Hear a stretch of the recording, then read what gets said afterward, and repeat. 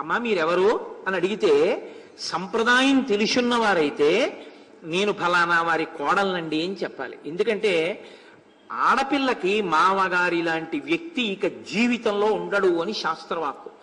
వివాహం చేసేంత వరకే తండ్రి. వివాహం చేసిన తరువాత తండ్రి కన్నా కూడా బాధ్యత కలిగిన స్థానంలోకి ఎవరు వెళ్ళిపోతారో తెలుసా అండి? మామగారు వెళ్ళిపోతారట. ఎంత ప్రేమిస్తాడంటేట, నా కోసం ఎక్కడో పుట్టిన పిల్ల, అమాయకురాలు, ఇంటి పేరు వదిలేసింది, తన వారిని వదిలేసింది, నా వంశాన్ని ఉద్ధరించడానికి, నా కొడుకు చెయ్యి పట్టుకుని తిరగడానికి, వాడి సంతోషం తన సంతోషం అని నమ్మి వచ్చింది. కాబట్టి ఈ పిల్ల సంతోషంగా ఉండేట్టు నేను చూడాలని మురిసిపోతాట మామగారు. అందుకే మామగారు శరీరం పడిపోయాక కూడా కొడుకు తద్దినం పెడితే ఒప్పుకోడు, కోడలు దీపం పెడితేనే తద్దినం ఒప్పుకుంటాడు. అంత ప్రేమతో ఉంటాట మామగారు. అందుకే తండ్రి కన్నా గొప్పవాడు మామగారే. శాస్త్రం తెలుసున్న తండ్రి అయితే ఏం చెప్పాలంటే, అమ్మ అందరూ నాకు నమస్కారం చేసినా నువ్వు మాత్రం, నేను మీ మామగారు కూడా ఉంటే మొదట మీ మామగారికే నమస్కారం చెయ్యని చెప్పాలి. అంత పూజనీయుడు మామగారంటే. కాబట్టి ఆవిడ సంప్రదాయం తెలుసున్న తల్లి. ఆవిడంటోంది, పృథివ్యారాజసింహానాం ముఖ్యస్య విదితత్మనః స్నుషా దశరథస్యాహం శత్రు సైన్య ప్రతాపిన. శత్రు సైన్యములను గడగడలాడించగలిగినటువంటి గొప్ప పరాక్రమవంతుడైన దశరథ మహారాజు గారి యొక్క కోడల్ని నేను. దుహితా జనకస్యాహం వైదేహస్య మహాత్మనః. తర్వాత తానెవరి కూతురో చెప్పాలి.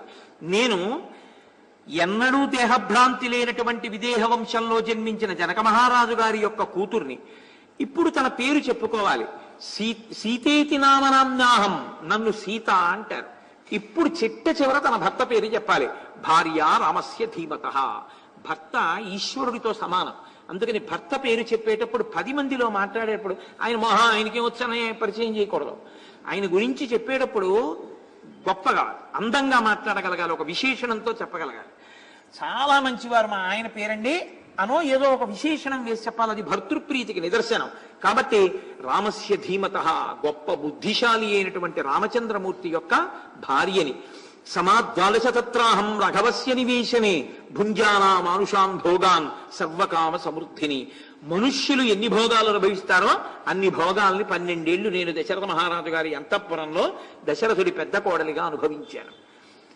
అదేమిటి ఆ మాట ఏమిటి అంటే, ఇందులో 2 కోణాలు. మనుష్యులు అనుభవించే సుఖాలన్నవి ఎన్ని ఉంటాయో అన్నీ అనుభవించేశాను అంటే నిజంగా ఆవిడ అనుభవించేసిందా? అది ఆవిడ తృప్తికి పరాకాష్ట. మా అత్తవారింట్లో నాకు ఇది దొరకలేదు, అదొక్కటి తప్ప అన్నమాట ఆవిడ అందో. మనుష్యులు అనుభవించే భోగాలన్నీ మా అత్తారింట్లో నేను అనుభవించానండి. ఇది నిజంగా అన్నీ అనుభవించింది ఆవిడ అని మీరు లెక్క వేసి చూడమని కాదు. అన్నీ అనుభవించేసిన తృప్తి ఎక్కడదో తెలుసా అండి? అత్తవారింట్లో ఉండడం వల్ల కాదు, భర్తతో కలిసి అత్తవారింట్లో ఉండడం. రామసహిత సీత, రామసీత. కాబట్టి భర్త పక్కన ఉండడం వల్ల 12 ఏళ్లు నేను ఏం తిన్నాను, ఏం తాగాను నాకు అలా అనిపించలేదు. మనుష్యులు ఎన్ని పొందాలో అన్నిని పొందేశాను అంతే. అంటే భర్త పక్కన ఉన్న స్త్రీ ఆనందానికి హద్దు ఉండదు అనడానికి ఇది నిదర్శనం. ఎంత సంతోషంతో మాట్లాడుతోందో చూడండి ఆవిడ. కాదు, ఇంకో కోణం ఏమిటో తెలుసా అండి? నేను అసలు మనుష్యకాంతని కాను, కానీ మనుష్యులు పొందే ఆనందాన్ని పొందాను. మనుష్యులందరూ ఏ సుఖాలు పొందుతారో అవి నేను పొందానంటే మనుష్యకాంతగా ప్రవర్తించాను. ఆవిడ అయోనిజ కదా. మీరు శ్లోకాన్ని ఎలా తీసుకుంటే అలా వస్తుంది, అది దాని గమ్మత్తు. కానీ నేనైతే అంటాను, ఆవిడ్ని ఒక పతివ్రతా ధర్మంగా మీరు మాట్లాడడమే ఋషి హృదయానికి దగ్గరగా ఉంటుంది. ఎందుకంటే ఆవిడ ఒక పతివ్రతగా మాట్లాడుతోంది, లేకపోతే ఆవిడ ఆడవలసిన అవసరం ఏమీ లేవు. ఇంకా పూర్తిగా అయోనిజగా ఆవిడలో పరాశక్తిగానే పూర్తిగా అక్కడ ఉండిపోవాలని మీరు కోరుకుంటే అసలు రామకథా మాధుర్యం ఎగిరిపోతుంది చాలా మటుకు. అప్పుడు దానికి ఇంకా ఒక అర్థం బద్ధం లేని స్థితిలోకి వెళ్ళిపోతుంది అది. కాబట్టి మీరు ఆవిడని ఒక పతివ్రతగా ఆలోచించి రామకథని వింటే దానిలో వచ్చే పరిపూర్ణత వేరుగా ఉంటుంది, దానిలో ఉండే మాధుర్యం వేరుగా ఉంటుంది. అది ఋషి హృదయానికి దగ్గరగా ఉంటుంది. జరిగిన కథ దాన్ని పూర్తిగా ఇంకోలా మీరు మార్చి చెప్పడం హేతువుకి దాని అందానికి దూరం అయిపోతుంది. జరిగిన కథ అని వాల్మీకి చెప్తున్నారు, బ్రహ్మగారు చెప్తున్నారు, నారదుడు చెప్తున్నారు. కాబట్టి జరిగిన కథని కథ అందాన్ని అలా ఉంచండి, కథ అందాన్ని తీసేసి అన్వయాలు చేయకండి. చేస్తే ఆ మాధుర్యం దూరం అయిపోతుంది. కాబట్టి భుంజానా మానుషాన్ భోగాన్ సర్వకామ సమృద్ధిని. నేను మనుష్యులు అనుభవించేటటువంటి భోగాలు ఎన్నున్నాయో అన్ని భోగాలను అనుభవించాను. దద్యాన్న ప్రతిగృహీయాత్ న బ్రూయాత్ కించిద ప్రియం అపి జీవిత హేతోర్వా రామ సత్య పరాక్రమ. నేను ఒకానొకప్పుడు దశరథ మహారాజు గారు కైకమ్మకి మాట ఇచ్చారు, 2 వరాలు ఇచ్చారు. రేపు రామచంద్రమూర్తికి పట్టాభిషేకం అన్న వేళలో కైకమ్మ దశరథుణ్ణి నిగ్రహించింది. నాకు ఆ 2 వరాలు కావాలండి. ఏమన్నారు దశరథ మహారాజు గారు? ఒకటి రామచంద్రమూర్తి అరణ్యవాసం, భరతుడికి పట్టాభిషేకం. ఎన్నడూ ఎవరి దగ్గర ఏమీ కోరకుండా ధర్మాన్ని అనుష్ఠించడమే తన జీవిత ప్రయోజనంగా భావించేటటువంటి రామచంద్రమూర్తి తండ్రిని సత్యవాక్యమునందు నిలబెట్టడం కోసమని నాతో లక్ష్మణునితో కలిసి, మాకన్నా ముందు బయలుదేరిన లక్ష్మణునితో కలిసి అంత ప్రీతి కలిగిన వాడు అరణ్యవాసానికి వచ్చారు. ఆయన ఎటువంటి వారంటే రామచంద్రమూర్తి దద్యాన్న ప్రతిగృహీయాత్, ఒకరికి పెట్టడమే తప్ప ఆయన తీసుకోవడం అన్నది ఆయనకి ఎప్పుడు రాదు. అందుకే రాజ్యాన్ని కూడా ఒకరికి ఇచ్చి సంతోషాన్ని పొందినవాడు. ఇచ్చి సంతోషించేవాడే కానీ పుచ్చుకుని సంతోషించే మనస్తత్వం మా ఆయనది కాదు. రెండు తప్పనడానికి ఏం లేదు, కానీ ఒకదానికన్నా ఒకటి సర్వోత్కృష్టం. ఇచ్చి ఆనందించడం చాలా గొప్ప విషయం.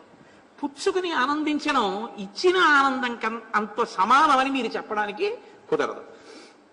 దద్యాన్న ప్రతిగృహీయ, ఇది భర్తను అర్థం చేసుకోవడం అంటే. ఏమిటో అలా ఇచ్చేసి వచ్చాడు, అందుకొచ్చే ఈ కష్టాలని కూడా అనొచ్చు ఆవిడ. ఆవిడ అలా అనలేదు.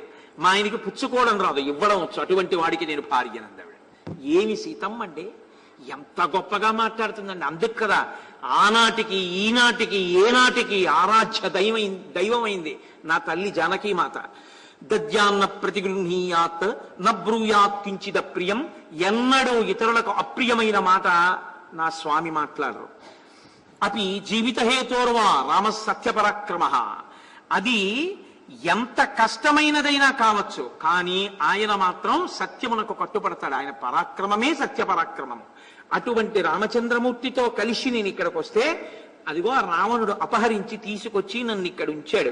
2 మాసములు గడువు పెట్టాడు. కానీ ఆ గడువు పూర్తవగానే నేను ఆయన కోరుకున్నట్లు ప్రవర్తించకపోతే నన్ను సంహరించి భక్షిస్తానని ప్రతిజ్ఞ చేసి ఉన్నాడు.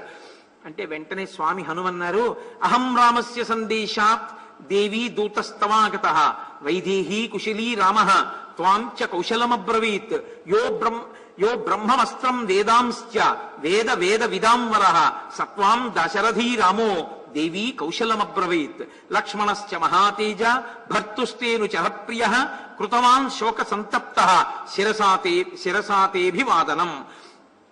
అమ్మా, నేను రాముని యొక్క దూతగా వచ్చానమ్మా, రామచంద్రమూర్తి నిన్ను కుశలం అడగమన్నారమ్మా అన్నారు. తప్ప మళ్ళీ వెంటనే ఉంగరం ఇవ్వలేదు ఆయన. నిన్ను కుశలం అడగమన్నారమ్మా. ఎందుకని ఆవిడ బాగా స్వాంతన పొందాలి. బ్రహ్మాస్త్రములు తెలుసున్నవాడమ్మా, వేదాంగములు తెలుసున్నవాడమ్మా రామచంద్రమూర్తి. అటువంటి రామచంద్రమూర్తి కౌసల్యాకుమారుడైనటువంటి దాశరథి నిన్ను క్షేమమడగమని చెప్పాడు. లక్ష్మణుడు మహాతేజోమూర్తి, రామచంద్రమూర్తికి తగినటువంటి తమ్ముడు. ఆయన శిరసా నీకు నమస్కరించానని చెప్పమన్నారు తల్లి. అంటే సీతమ్మ సంతోషపడిపోయింది. అన్నాళ్ళకి విన్నాను ఈ మాట. చచ్చిపోదామన్న ప్రయత్నం కూడా తప్పే. ఆవిడేమి అందులో నిర్మోహమాటం, సీతమ్మ చేసింది కాబట్టి ఒప్పు, ఇంకోళ్ళు చేస్తే తప్పని రామాయణంలో ఏం చెప్పరు. ఇప్పుడు ఆవిడ అంటోంది, కళ్యాణీ బతగాధేయం లౌకికీ ప్రతిభాతిమ ఏతి జీవంతమానందో నరం వర్ష శతాదపి. ఎన్ని కష్టాలొచ్చినా బ్రహ్మగారు మనకిచ్చిన 100 సంవత్సరముల ఆయుర్దాయాన్ని పరిపూర్ణంగా నిలబెట్టుకుని శరీరంతో ఉండాలని ప్రయత్నం చేసేటటువంటి వ్యక్తి జీవితంలో ఎప్పుడో అప్పుడు శుభవార్త వినకుండా ఉండడం అన్నది జరగదు. తప్ప తొందరపడిపోయి ఏదో ఒక కష్టం వచ్చిందని శరీరం విడిచిపెట్టేటటువంటి ప్రయత్నం చేసినటువంటి వాడు శుభాన్ని వినలేడు, మహాపాతకాన్ని చేసిన వాడు అవుతాడు. కాబట్టి కళ్యాణీబతగాధేయం లౌకికి ప్రతిభాతిమా ఏతి జీవంతమానందో నరం వర్ష శతాదపి. నిండు 100 ప్రతి వాళ్ళు బ్రతికి పూర్ణమైనటువంటి ఆయుర్దాయాన్ని అనుభవించి శుభవార్త వినవలసి ఉంటుంది. ఏమిటి అంతిమంలో వినవలసిన శుభవార్త? ఈశ్వరుణ్ణి చేరడమే. యదా యథా సమీపం స హనుమానుపసత్పతి తథా తథా రావణం సా తం సీతా పరిశంకతే. ఇందుకు కదండి వెంటనే ఉంగరం ఇవ్వండి. ఆయన దగ్గరికి వస్తూ ఎలా, పాపం ఏదో నిలబడి కూడా ఆయన రాలేదు, పిల్లంత వారై 2 చేతులు ఇలా దోషిలి ఒగ్గి కన్నుల నీరు కారుస్తూ దాసాంజనీయుడై నమస్కరిస్తూ ఒక తల్లి దగ్గరికి కొడుకు ఎలా పెడతాడో అలా దగ్గరకి నడిచి మాట్లాడబోతే ఆ తల్లికి అనుమానం వచ్చింది. రావణుడు అయ్యుంటాడు, వానర రూపంలో వచ్చాడు, నేను మాట్లాడి మళ్ళీ ఈ విషయాలన్నీ చెప్పానని, నేను అత్యంత శోకంతో ఉపవాసముల చేత దీనురాలనై కృషించి ఉండగా రావణా నువ్విలా నన్ను వేధించడం తగదు అని ఆ తల్లి ఎటువంటి స్థితిని పొందేసిందంటే, నువ్వు ఒకనాడు సన్యాసి రూపంలో మోసగించావు, ఒకనాడు మాయా మృగం రూపంలో మోసగించావు, ఇవాళ వానర రూపంలో వచ్చి మోసగిస్తున్నావు అని. కానీ నాకు ఈయన్ని చూస్తే పుత్రసముడిలా అనిపిస్తున్నాడు, ఆ తేజస్సు చూస్తే సాత్వికంగా ఉంది అని అనిపించినా ఆ తల్లి రావణుడే అనుకుంది. అనుకుని ఆవిడిప్పుడు ఆ వ్యగ్రత, భావనా వ్యగ్రత ఎలా ఉంటుందంటే ఆవిడంది, స్వప్నేపి యద్యహం వీరం రాఘవం సలక్ష్మణం పశ్యేయం నావసీదేయం స్వప్నోపి మమ మత్సరి. నాకు కల వచ్చి కలలో రామలక్ష్మణులు కనపడితే బాగున్నాం, కానీ కల కూడా నా మీద కక్ష కట్టింది, అందుకే కళ రాదు, కలలో రామలక్ష్మణులు కనపడరు. అంటే ఆవిడ ఎంత నిస్పృహతో ఉందో ఒక పతివ్రతగా, ఎంత బాధలో ఉందో మీరు గమనించాలి. ఇటువంటి ఆవిడికి నమ్మకం కలిగితే తప్ప ఆవిడ పూర్తి విశ్వాసంతో 2 నెలలు బతుకుతుందని మీరు చెప్పలేరు రాముడు వచ్చే వరకు. ఇప్పుడు కార్యం అయిపోయిందని వెళ్ళిపోయాడు అనుకోండి ఆయన, ఆవిడికి మళ్ళీ అనుమానం దృఢపడి వానర రూపంలో వచ్చిన వాడు రావణుడే అన్న అనుమానం వచ్చిందో ఆవిడ ప్రాణం విడిచిపెడుతుందని మీరు కథలో చెప్పవలసి ఉంటుంది అప్పుడు. కాబట్టి ఇప్పుడు ఆయన మాట్లాడి వెళ్ళడం అంటే ఎలా ఉండాలంటే, పరిపూర్ణంగా ఆవిడ విశ్వసించాలి. ఆవిడంత విశ్వసించిన తరువాత అప్పుడు ఉంగరం ఇవ్వాలి, ఆవిడ దగ్గర అభిజ్ఞానములు పుచ్చుకోవాలి. అప్పుడు రాముడు వచ్చే వరకు ఆవిడ ధైర్యంగా ప్రాణాలతో నిలబడుతుంది. అంటే ఆవిడికి ఇప్పుడు శోకము పూర్తిగా పోయి ఆశ చిగురించాలి. ఇది చెయ్యాలి. ఎలా చెయ్యాలి? మాటల చేత చెయ్యాలి. ఇంత స్వాంతన కల్పించాలి. ఎంత కష్టంలో ఉన్నారు చూడండి హనుమ కూడా, చుట్టూ రాక్షస స్త్రీలు, ఎవరు చూసినా కార్యం భగ్నం అయిపోతుంది. కాబట్టి ఇప్పుడు ఈ మాట అని తల్లి ఈ వచ్చిన వాడు రావణుడే అన్న నమ్మకంతో ఆమె మాట్లాడడం మానేసి మౌనం వహించింది. స్పృహే తప్పిపోయింది ఆవిడ. స్పృహ తప్పిపోయి మళ్ళీ స్పృహని పొంది అసలు హనుమ వంక ఇలా చూడడం కూడా మానేసి ఆవిడ ముఖం తిప్పుకుని నిశ్శబ్దంగా ఉండిపోయారు. మహానుభావుడు మళ్ళీ చెప్పుకుంటున్నాడు. మళ్ళీ శిరస్సు మీద అంజలి ఘటించి, అమ్మా నన్ను నమ్మమ్మా, సీతాయా చింతితం బుద్ధ్వా హనుమాన్ మారుతాత్మజ శ్రోత్రానుకూలైర్వచనై తదాతాం సంప్రహర్షయత్. తల్లి తనను చూడటం లేదని, తన మాట వింటం లేదని, తన మీద అనుమానపడిందని నిశ్చయించుకున్నవాడై అమ్మకి మళ్ళీ సంతోషం కలిగేటట్టు నేను మళ్ళీ మాట్లాడతాననుకున్నాడు. ఆదిత్య యువ తేజస్వి లోకకాంత శశీ యథా రాజా సర్వస్య లోకస్య దేవో వైశ్రవణో యథా. మళ్ళీ రామకథ చెప్పారు, రామకథని ఇంకోలా చెప్తారు. అది ఆయన గొప్పతనం. ఆయన అన్నారు, అమ్మా ఈ లోకమునకు సూర్యుడు ఎటువంటి వాడో, ఈ లోకమునకు తాపాన్ని పోబట్టి చల్లతనాన్ని ఇవ్వడంలో చంద్రుడు ఎటువంటి వాడో, లోకమునకంతటికీ కూడా రాజుగా కుబేరుడు ఎటువంటి వాడో, విక్రమేణోపపన్నశ్చ యథా విష్ణుర్మహాయశాః సర్వలోక పరిపాలకుడైన విష్ణు ఎటువంటి వాడో, సత్యవాది మధురవాక్ దేవో వాచస్పతిర్యథ సత్యవాక్కు మధురమైన వాక్కు మాట్లాడడంలో దేవతల గురువైనటువంటి బృహస్పతి ఎటువంటి వాడో, రూపవాన్ సుభగ శ్రీమాన్ కందర్ప ఇవమూర్తిమాన్ అత్యంత అందమైన రూపంతో ఉండేటటువంటి వాడు మన్మధుడితో సమానమైన వాడెవరో, స్థానక్రోధ ప్రహత్తాచ శ్రేష్టో లోకే మహారథ. ఎప్పుడు కోపం తెచ్చుకుని ఎవరి మీద ఏ కోపంతో ఎంత దండన వెయ్యాలో బాగా తెలుసున్నటువంటి వాడు. అటువంటి రామచంద్రమూర్తి యొక్క కింకరుణ్ణమ్మా, దాసావదాసుణ్ణమ్మా, నన్ను నమ్మమ్మా, నేను రాముని పనుపున వచ్చానమ్మా. నచిరాద్రావణం సంఖ్యే యో వధిష్యతి వీర్యవాన్. అమ్మా నువ్వు బెంగ పెట్టుకోక్కర్లేదమ్మా, చాలా కొద్ది కాలంలో రామచంద్రమూర్తి వచ్చేస్తారు, లక్ష్మణుడితో కలిసి వస్తారు, వానరులతో వస్తారు, ఈ రావణుణ్ణి అతని పరివారాన్ని మట్టు పెడతారమ్మా. నచిరాద్రక్షతే రామం లక్ష్మణం చ మహాబలం. చాలా కొద్ది కాలంలో నువ్వు రామలక్ష్మణుల్ని చూడగలవు. మధ్యే వానర కోటీనాం సుగ్రీవం చామితౌజసం. అపారమైన తేజోమూర్తి అయిన మా ప్రభువు సుగ్రీవుణ్ణి అనేక వేల మంది వానరుల మధ్యలో నువ్వు చూడగలవు. అహం సుగ్రీవ సచివో హనుమాన్ నామవానర. అమ్మా నేను సుగ్రీవుని యొక్క సచివుణ్ణమ్మా, నన్ను హనుమ అంటారు. అమ్మా నన్ను నమ్మమ్మా అన్నారు. అంటే సీతమ్మంది మళ్ళీ రామచంద్రమూర్తి గురించి చెప్పేటప్పటికీ ఆవిడికి మళ్ళీ ఆశించి గురించింది. ఎంత ప్రయత్నిస్తారో చూడండి. అందుకు కదండి బుద్ధిమతాం వరిష్టం అయ్యారు మహానుభావుడు. మళ్ళీ ఇటు తిరిగింది తల్లి. తిరిగింది కానీ ఇంకా కొంచెం అనుమానమే. అనుమానం సుందరకాండ కదండి. రాముడి కింకరుణ్ణి రామదాసుణ్ణి అని రాముడు ఆదిత్య ఇవ సంకాశ ఇన్ని మాటలు చెప్తున్నావే, నీకు రాముడు అంత బాగా తెలిసుంటే ఏది నేను పరీక్ష పెడతాను నీకు అందావిడ. త్వతే రామేణ సంసర్గ కథం జానాసి లక్ష్మణం వానరాణం నరాణంచ కథమాసీత్ సమాగమ. రాముణ్ణి ఎలా కలిసావు నువ్వు? కథం జానాసి లక్ష్మణం బుద్ధిమతాం వరిష్టం అన్న మాట మీరు పట్టుకోవాలి. ఆవిడ ఎక్కడ ప్రశ్న ఎక్కడేసింది? కొతే రామేణ సంసర్గ, రాముడిని నువ్వెక్కడ కలిసావని అడిగింది. ఆయన జవాబు అక్కడే మొదలవ్వాలి. అంతేగాని మళ్ళీ రాజా దశరథోనామరథ కుంజరమాజిమాన్ పుణ్యశీలో మహాకీర్తి రుదుర్రాశి మహాయశ అని మొదలెట్టకూడదు. ఆబ్జెక్టివ్ టైప్ ఆఫ్ క్వశ్చన్స్ లాగా ఆయన ఒక్కసారి ప్రశ్నలన్నీ బుర్రలో పెట్టేసుకున్నారు. మళ్ళీ వన్ వర్డ్ ఆన్సర్ ఉంటుంది చూసారా, అలా శ్లోకాలన్నీ కూడా మళ్ళీ అలా చెప్పారు. అది ఆయన గొప్పతనం. అందుకని ఆవిడ వెంటనే నమ్మింది. ఎందుకని? గంటల గంటల ప్రసంగాలు చేయడానికి నానా అవకాశం ఉన్నవాడు ఏం కాదు ఆయన. ఏ రాక్షస స్త్రీలో ఏ రామునిలో వచ్చే లోపల మాట్లాడే ఆవిడికి ఆశ్వాసమును కల్పించాలి ఆ తల్లికి. కాబట్టి వానరాణం నరాణాంచ కథమాసీత్ సమాగమ, నువ్వు వానరుడివి, ఆయన నరుడు. రాముడు లక్ష్మణుడు నీతో ఎలా కలిశారు? మీకు ఎలా స్నేహం కలిసింది అసలు? యాని రామస్య లింగాని లక్ష్మణస్య చ వానర. రాముడు ఎలా ఉంటాడు, లక్ష్మణుడు ఎలా ఉంటాడు? రాముని యొక్క అవయవాలు ఎలా ఉంటాయి, రాముని యొక్క స్వరూపం ఎలా ఉంటుంది, లక్ష్మణుని యొక్క స్వరూపం ఎలా ఉంటుంది? తాని భూయ సమాచక్ష్వా నమాం శోక సమావిశేత్.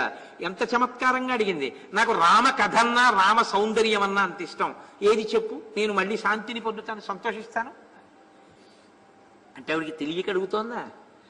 నిజంగా అంత చెప్పగలిగితే రామకింకరుడు రామదాసుడే, హనుమయ్యే, నేను నమ్మచ్చు.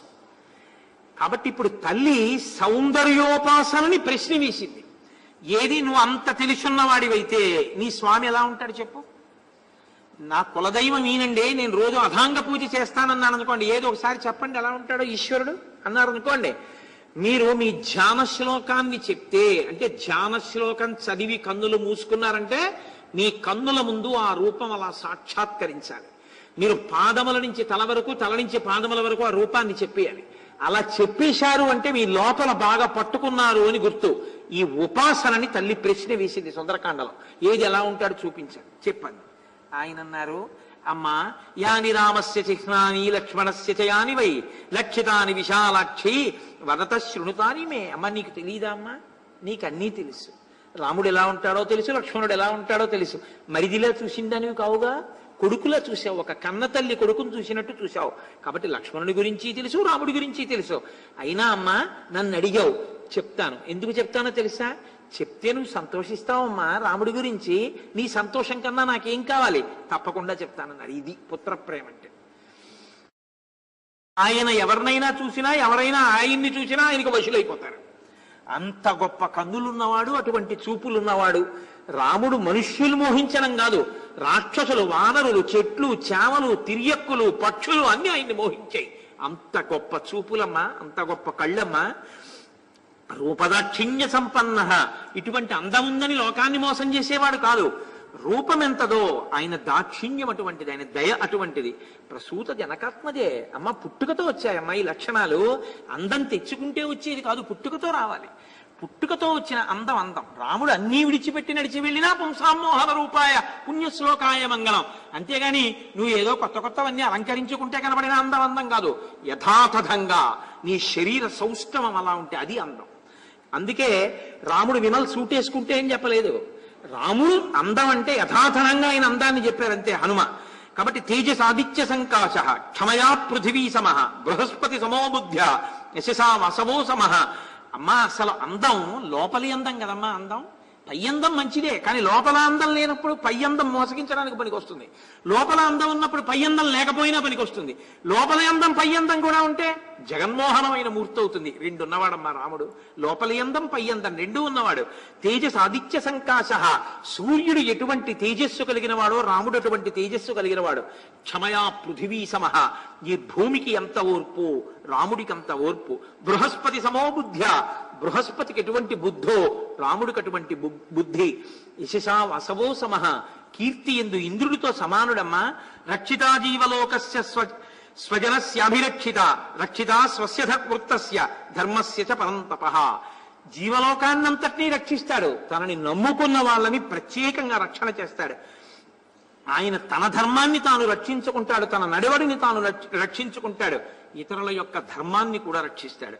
రామో భామిని లోకస్య చాతుర్వర్ణస్య రక్షిత మర్యాదానాంచ లోకస్య కర్త కరయితాచ సహా.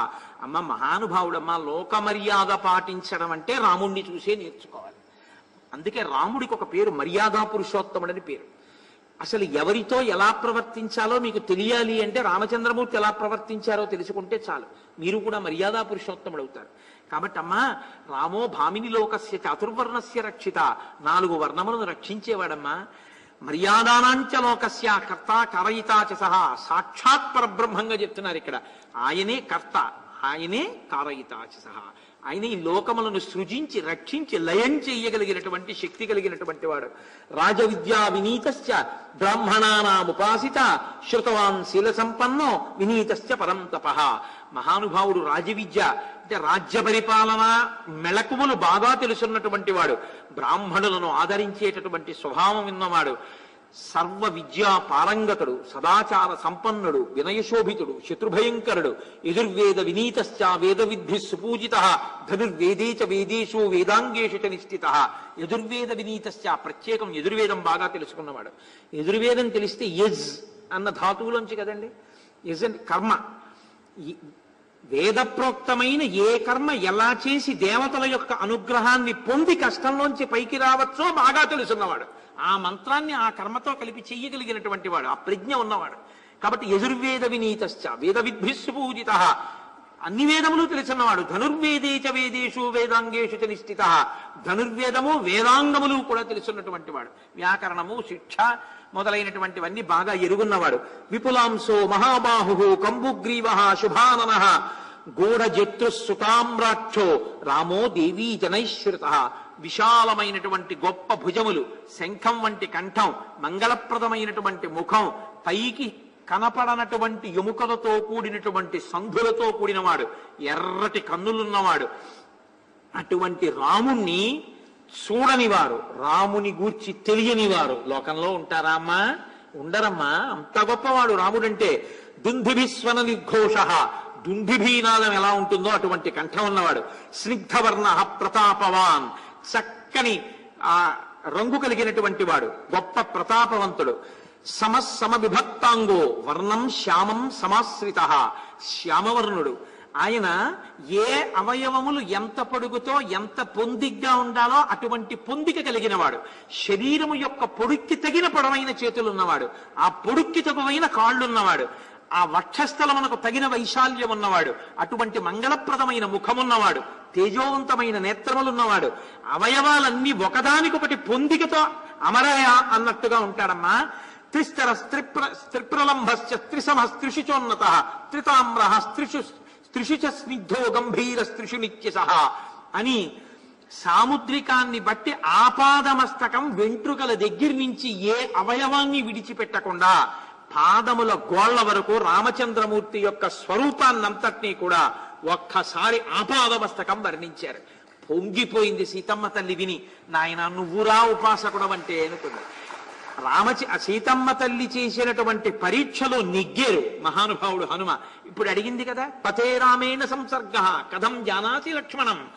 ఎక్కడ కలుసుకున్నారు మీరు? నరాణం వానరాణంచ కథమాసీత్ సమాగమ. నరులు వానరులకి స్నేహం ఎలా కుదిరింది? యాని రామస్య లింగాని లక్ష్మణస్య చ వానర. రాముని యొక్క గుర్తులేమిటి, లక్ష్మణుడి గుర్తులేమిటి అడిగింది కదా. ఇప్పటిదాకా బాహ్య ఆంతర గుణములన్నింటినీ లక్షణములన్నింటినీ సాముద్రికాన్నంతటినీ వర్ణించి చెప్పారు. ఇప్పుడు ఎక్కడ కలుసుకున్నారో కథ మొదలు పెట్టారు. అమ్మా, ఒకానొకప్పుడు ఋష్యమూక పర్వతం మీద మా ప్రభు అయినటువంటి సుగ్రీవుడు వాలిచేత తరమబడినటువంటి వాడై ఉండగా నేను ఇతర 3 మంత్రులు ఆయన్ని సేవిస్తున్నటువంటి సమయంలో నీలమేఘశ్యాముడైన రామచంద్రమూర్తి కనకవర్ణంలో ఉండేటటువంటి లక్ష్మణమూర్తితో కలిసి కోదండములు పట్టుకుని అక్కడ ఉన్న అరణ్య ప్రాంతంలో వెళ్ళిపోతుంటే తనని చంపడానికి వాలిచేత నియోగింపబడినటువంటి గూఢచారులని భయపడినటువంటి సుగ్రీవుడు ఒక్క దూకి పారిపోతుంటే వచ్చిన వారెవరో తెలుసుకుని వస్తానని నేను మాట్లాడి సుగ్రీవుణ్ణి నిలబెట్టి కిందకి వెళ్లి రామలక్ష్మణులతో మాట్లాడి సుగ్రీవుడి గురించి చెప్పి నా భుజముల మీద కూర్చోబెట్టుకుని ఋష్యమూక పర్వతం మీదకి తీసుకెళ్లి సుగ్రీవుణ్ణి పరిచయం చేసి వాళ్ళిద్దరికీ అగ్నిసాక్షిగా స్నేహం చేయించానమ్మా.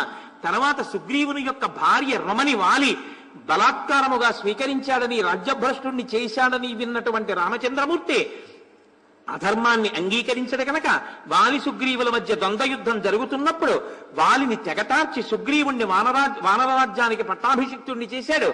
సుగ్రీవుడు వానరరాజు అయిన తరువాత తన స్నేహాన్ని అనుసరించి ఆ తల్లి నిన్ను రావణాసురుడు అపహరించేటటువంటి సమయంలో నువ్వు నీ యొక్క పవిట కొంగుని చింపి నీ నగల కొన్నింటిని అందులో పెట్టి మూట కట్టి విడిచిపెట్టినప్పుడు ఋష్యమూక పర్వతం మీద సుగ్రీవ సహితులమై మేము నలుగురు మంత్రులం కూర్చున్నప్పుడు మా మధ్యలో పడిన ఆ నగల మూటని రాజ్యాన్ని పొందక ముందే సుగ్రీవుడు రామచంద్రమూర్తికి చూపించాడు.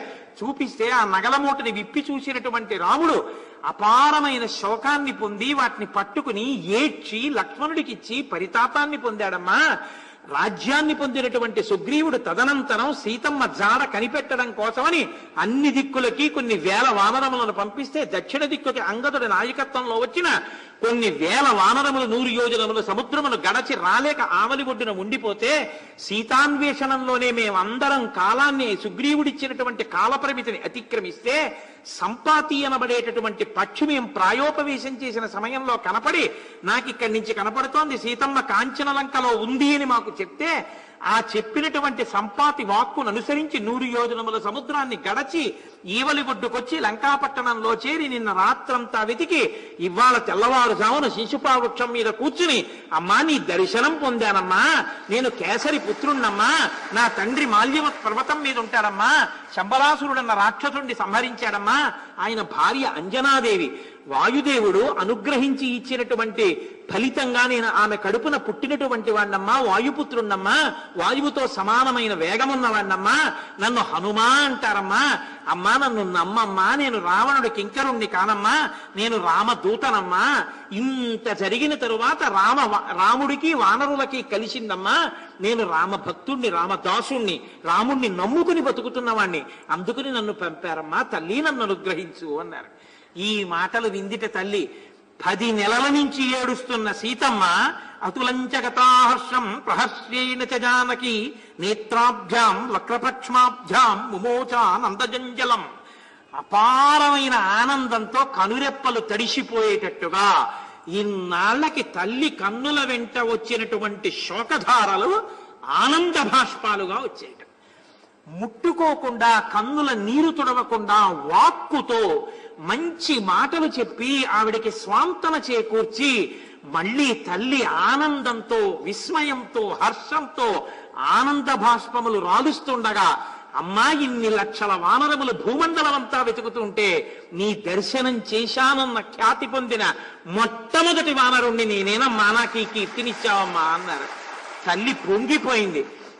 చారు తద్వదనం తస్యాహ తామ్ర శుక్లాయతే క్షణం అశోభత విశాలాక్ష రాహుయుక్త ఇవోడురాట్.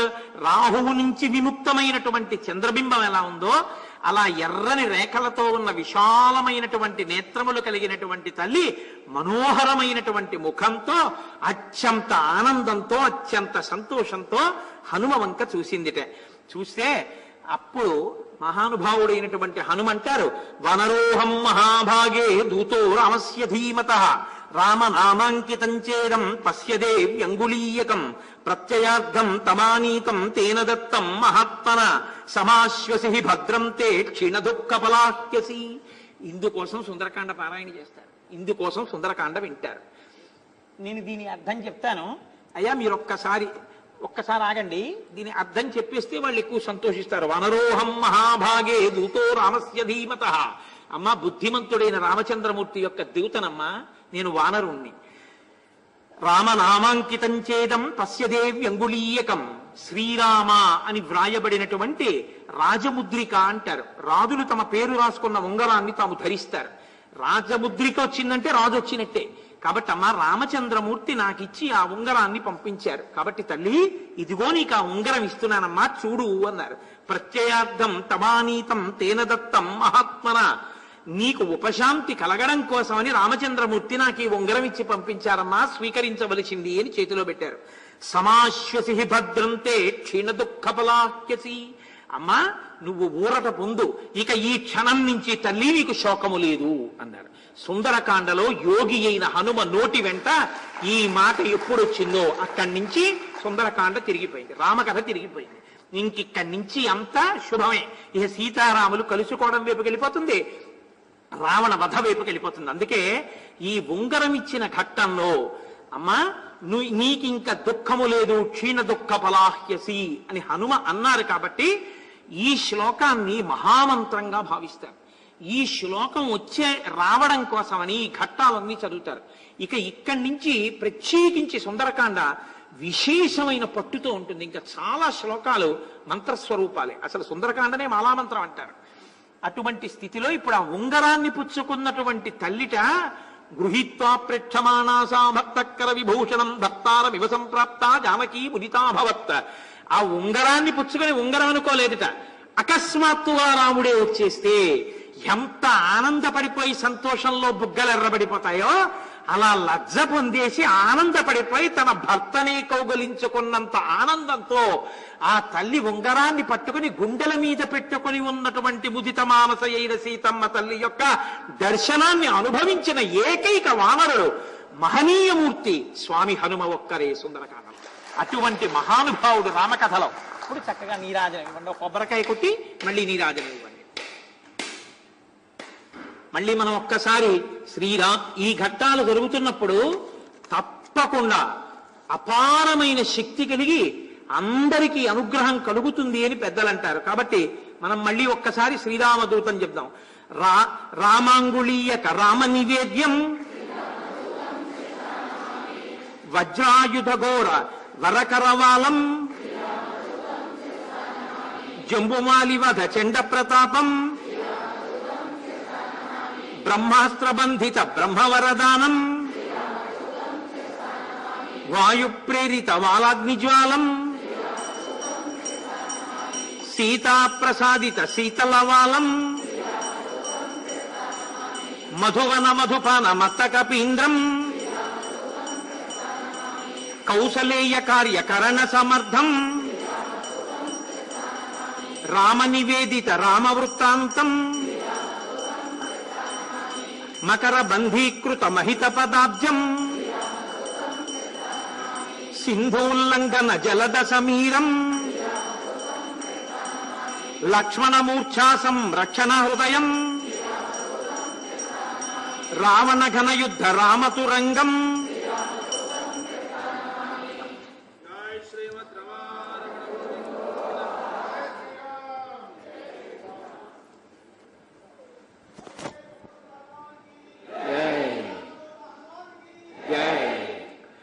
కాబట్టి గృహీత్వా ప్రేక్షమాణాసా భక్తుక్కర విభూషణం భర్తార వివసంప్రాప్త జానకీ ముదితాభవత్. ఆ తల్లి ఎంతో సంతోషాన్ని పొందింది. అప్పుడు ఆ సీతమ్మ హనుమని చూసి అంటుంది, మహానుభావ నాయన నువ్వు కాబట్టి రాగలిగావు, కానీ ఈ లంకాపట్టణంలోకి ఎవరు రాగలరు? సుందరకాండలో సీతమ్మ యొక్క అనుగ్రహాన్ని పరిపూర్ణంగా పొందినటువంటి భక్తుడు, గొప్ప దాసుడు, మహానుభావుడు, సిద్ధి పొందినవాడు హనుమ. కాబట్టి ఆవిడ దర్శనం చేత ఆయన అనుగ్రహింపబడ్డాననుకున్నారు తప్ప ఆయన ఎన్నడూ కూడా నేను సీతమ్మని ఉద్ధరించానన్న భావన ఆయనలో కలిగిందని ఒక అక్షరం కూడా సుందరకాండలో లేదు. నేను సీతమ్మ చేత అనుగ్రహింపబడ్డానని ఆయన అనుకున్నారు. విక్రాంతస్త్వం సమర్థస్త్వం ప్రాజ్ఞస్త్వం వనరోత్తమ ఏనేదం రాక్షసపదం త్వయ్యైకేన ప్రదర్శితం శతయోజన విస్తీర్ణ సాగరో మకరాలయ విక్రమశ్లాఘనీయేన క్రమత గోష్పదీకృత నహిత్వాం ప్రకృతం మన్యే వానరం వానరశభ యస్య నాస్తి సంత్రాసో రావణాన్నాపి సంభ్రమ అర్హసే చ కపిశ్రేష్ఠ మయా సమభిభాషితుం యద్యసి ప్రేషితస్తేన రామేణ విదితత్మన ప్రేషయిష్యతి దుర్ధర్షో రామో నహ్యపరీక్షితం పరాక్రమమ విజ్ఞాయ మత్సకాశం విశేషతః. ఆ తల్లి అంది, మహానుభావ నీవు నిజంగా సమర్థుడవు, పరమప్రాజ్ఞుడవు, పరాక్రమశాలివి. అందుకే రాక్షసులతో మొసళ్లతో కూడుకున్నటువంటి 100 యోజనముల సముద్రాన్ని గడచి ఈవలి ఒడ్డుకి రాగలిగావు. పిల్లకాలువని ఒక గోష్పదం అంటే ఆవు యొక్క పాదముద్రలో చేరిన నీళ్లు, దాన్ని ఎంత తేలికగా దాటతారో అంత తేలికగా దాటి వచ్చావు. నువ్వు సామాన్యమైన వానరానివని నేను అనుకోవట్లేదురా నాయన అని ఒక పుత్రుడితో మాట్లాడినంత ప్రేమగా సీతమ్మ మాట్లాడి ఒక సామాన్యమైన వానరం అయితే రామచంద్రమూర్తి నాతో మాట్లాడడానికి ప్రభు దూతగా పంపరు. ప్రత్యేకించి నాతో మాట్లాడడానికి ఒక సామాన్యుణ్ణి ఎన్నడూ పంపరు. కాబట్టి నీవు ఎంత సమర్థుడవో రామచంద్రమూర్తి నిన్ను పంపించడంలోనే నాకు అర్థమవుతోంది. కచ్చిన్న వ్యధితో రామ కచ్చిన్న పరితప్యతే ఉత్తరాణి చ కర్మాణి కురుతే పురుషోత్తమ కచ్చిన్న దీన సంభ్రాంత కార్యేషు చనముహ్యతి కచ్చిత్ పురుష కార్యాణి కురుతే నృపతేత్సుత. రాముడు నేను దూరమయ్యాననేటటువంటి బాధలో ఉన్నవాడి అయి పరితపిస్తూ ఉండిపోవట్లేదు కదా. తాను చెయ్యవలసినటువంటి పనులు చేస్తున్నాడా? కేవలం నిస్పృహకి గురి అయిపోయి ఉన్నాడా? ఆయన చెయ్యవలసినటువంటి ప్రయత్నం చేస్తూ కేవలం నేను సాధించగలననుకుంటున్నాడా? తన పురుష ప్రయత్నానికి ఈశ్వరానుగ్రహం తోడు కావాలని కూడా నమ్ముతున్నాడా? ఇది చాలా అవసరం. పురుష ప్రయత్నం చెయ్యాలి, ఈశ్వరానుగ్రహాన్ని సంపాదించుకోవాలి. అందుకొచ్చింది పూజ, అందుకొచ్చింది భక్తి. కాబట్టి కచ్చిదాశాస్తి దేవానాం ప్రసాదం పద్ధివత్మజ కచ్చిత్ పురుషకారంచ దైవంచ ప్రతిపద్యతే. తను చెయ్యవలసిన ప్రయత్నం తను చేస్తూ ఈశ్వరానుగ్రహం కోసం కూడా ప్రయత్నం చేస్తున్నాడా? దానివల్ల ఈశ్వరానుగ్రహం కలిసి వస్తే తను చేసిన పురుష ప్రయత్నం ఫలిస్తుంది. దానివల్ల రావణ వధ, మళ్ళీ సీతారాముల యొక్క సమాగమం కుదురుతాయి. కాబట్టి నాయన ఇలా జరుగుతోందా? వానరాధిపతి శ్రీమాన్ సుగ్రీవ కచ్చిదేశ్యతి మత్కృతే హరిభిర్వీరై వృతో దంత నఖాయుధై. దంతములు గోళ్లు ఆయుధములు కాగలిగినటువంటి వానరులు, ఆ వానరుల నాయకుడైనటువంటి సుగ్రీవుడు సుఖంగా సంతోషంగా ఉన్నారా? కచ్చిచ్చ లక్ష్మణశూర సుమిత్రానందవర్ధన అస్త్రవిచ్చరజాలేన రక్షతాన్ విధమిష్యతి.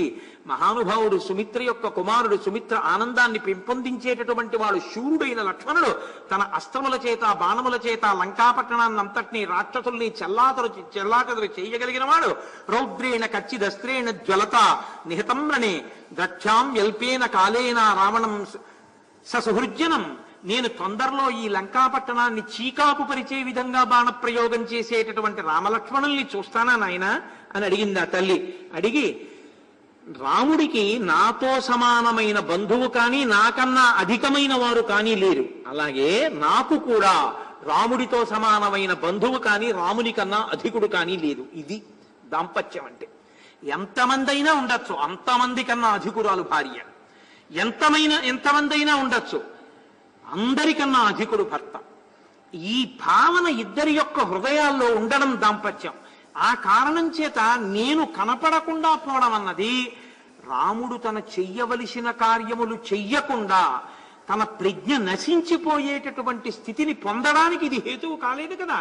ఆయన ప్రజ్ఞతో ఉన్నాడు కదా, ఎవరితో స్నేహం చెయ్యాలో వారితో చేస్తున్నాడు కదా, ఎవరిని నిగ్రహించాలో వారిని నిగ్రహిస్తున్నాడు కదా, నన్ను తిరిగి పొందడానికి ప్రయత్నం చేస్తున్నాడు కదా. రాముడు శీఘ్రముగా వానర భల్లూక గణములతో కలిసి ఇక్కడికి వస్తాడు కదా, వచ్చి నన్ను వీళ్ళని సంహరించి నన్ను తిరిగి పొందుతాడు కదా. ఎంత జాగ్రత్తగా అడుగుతుందో చూడండి తల్లి. సుందరకాండ బహుభంగిముల సుందరకాండ.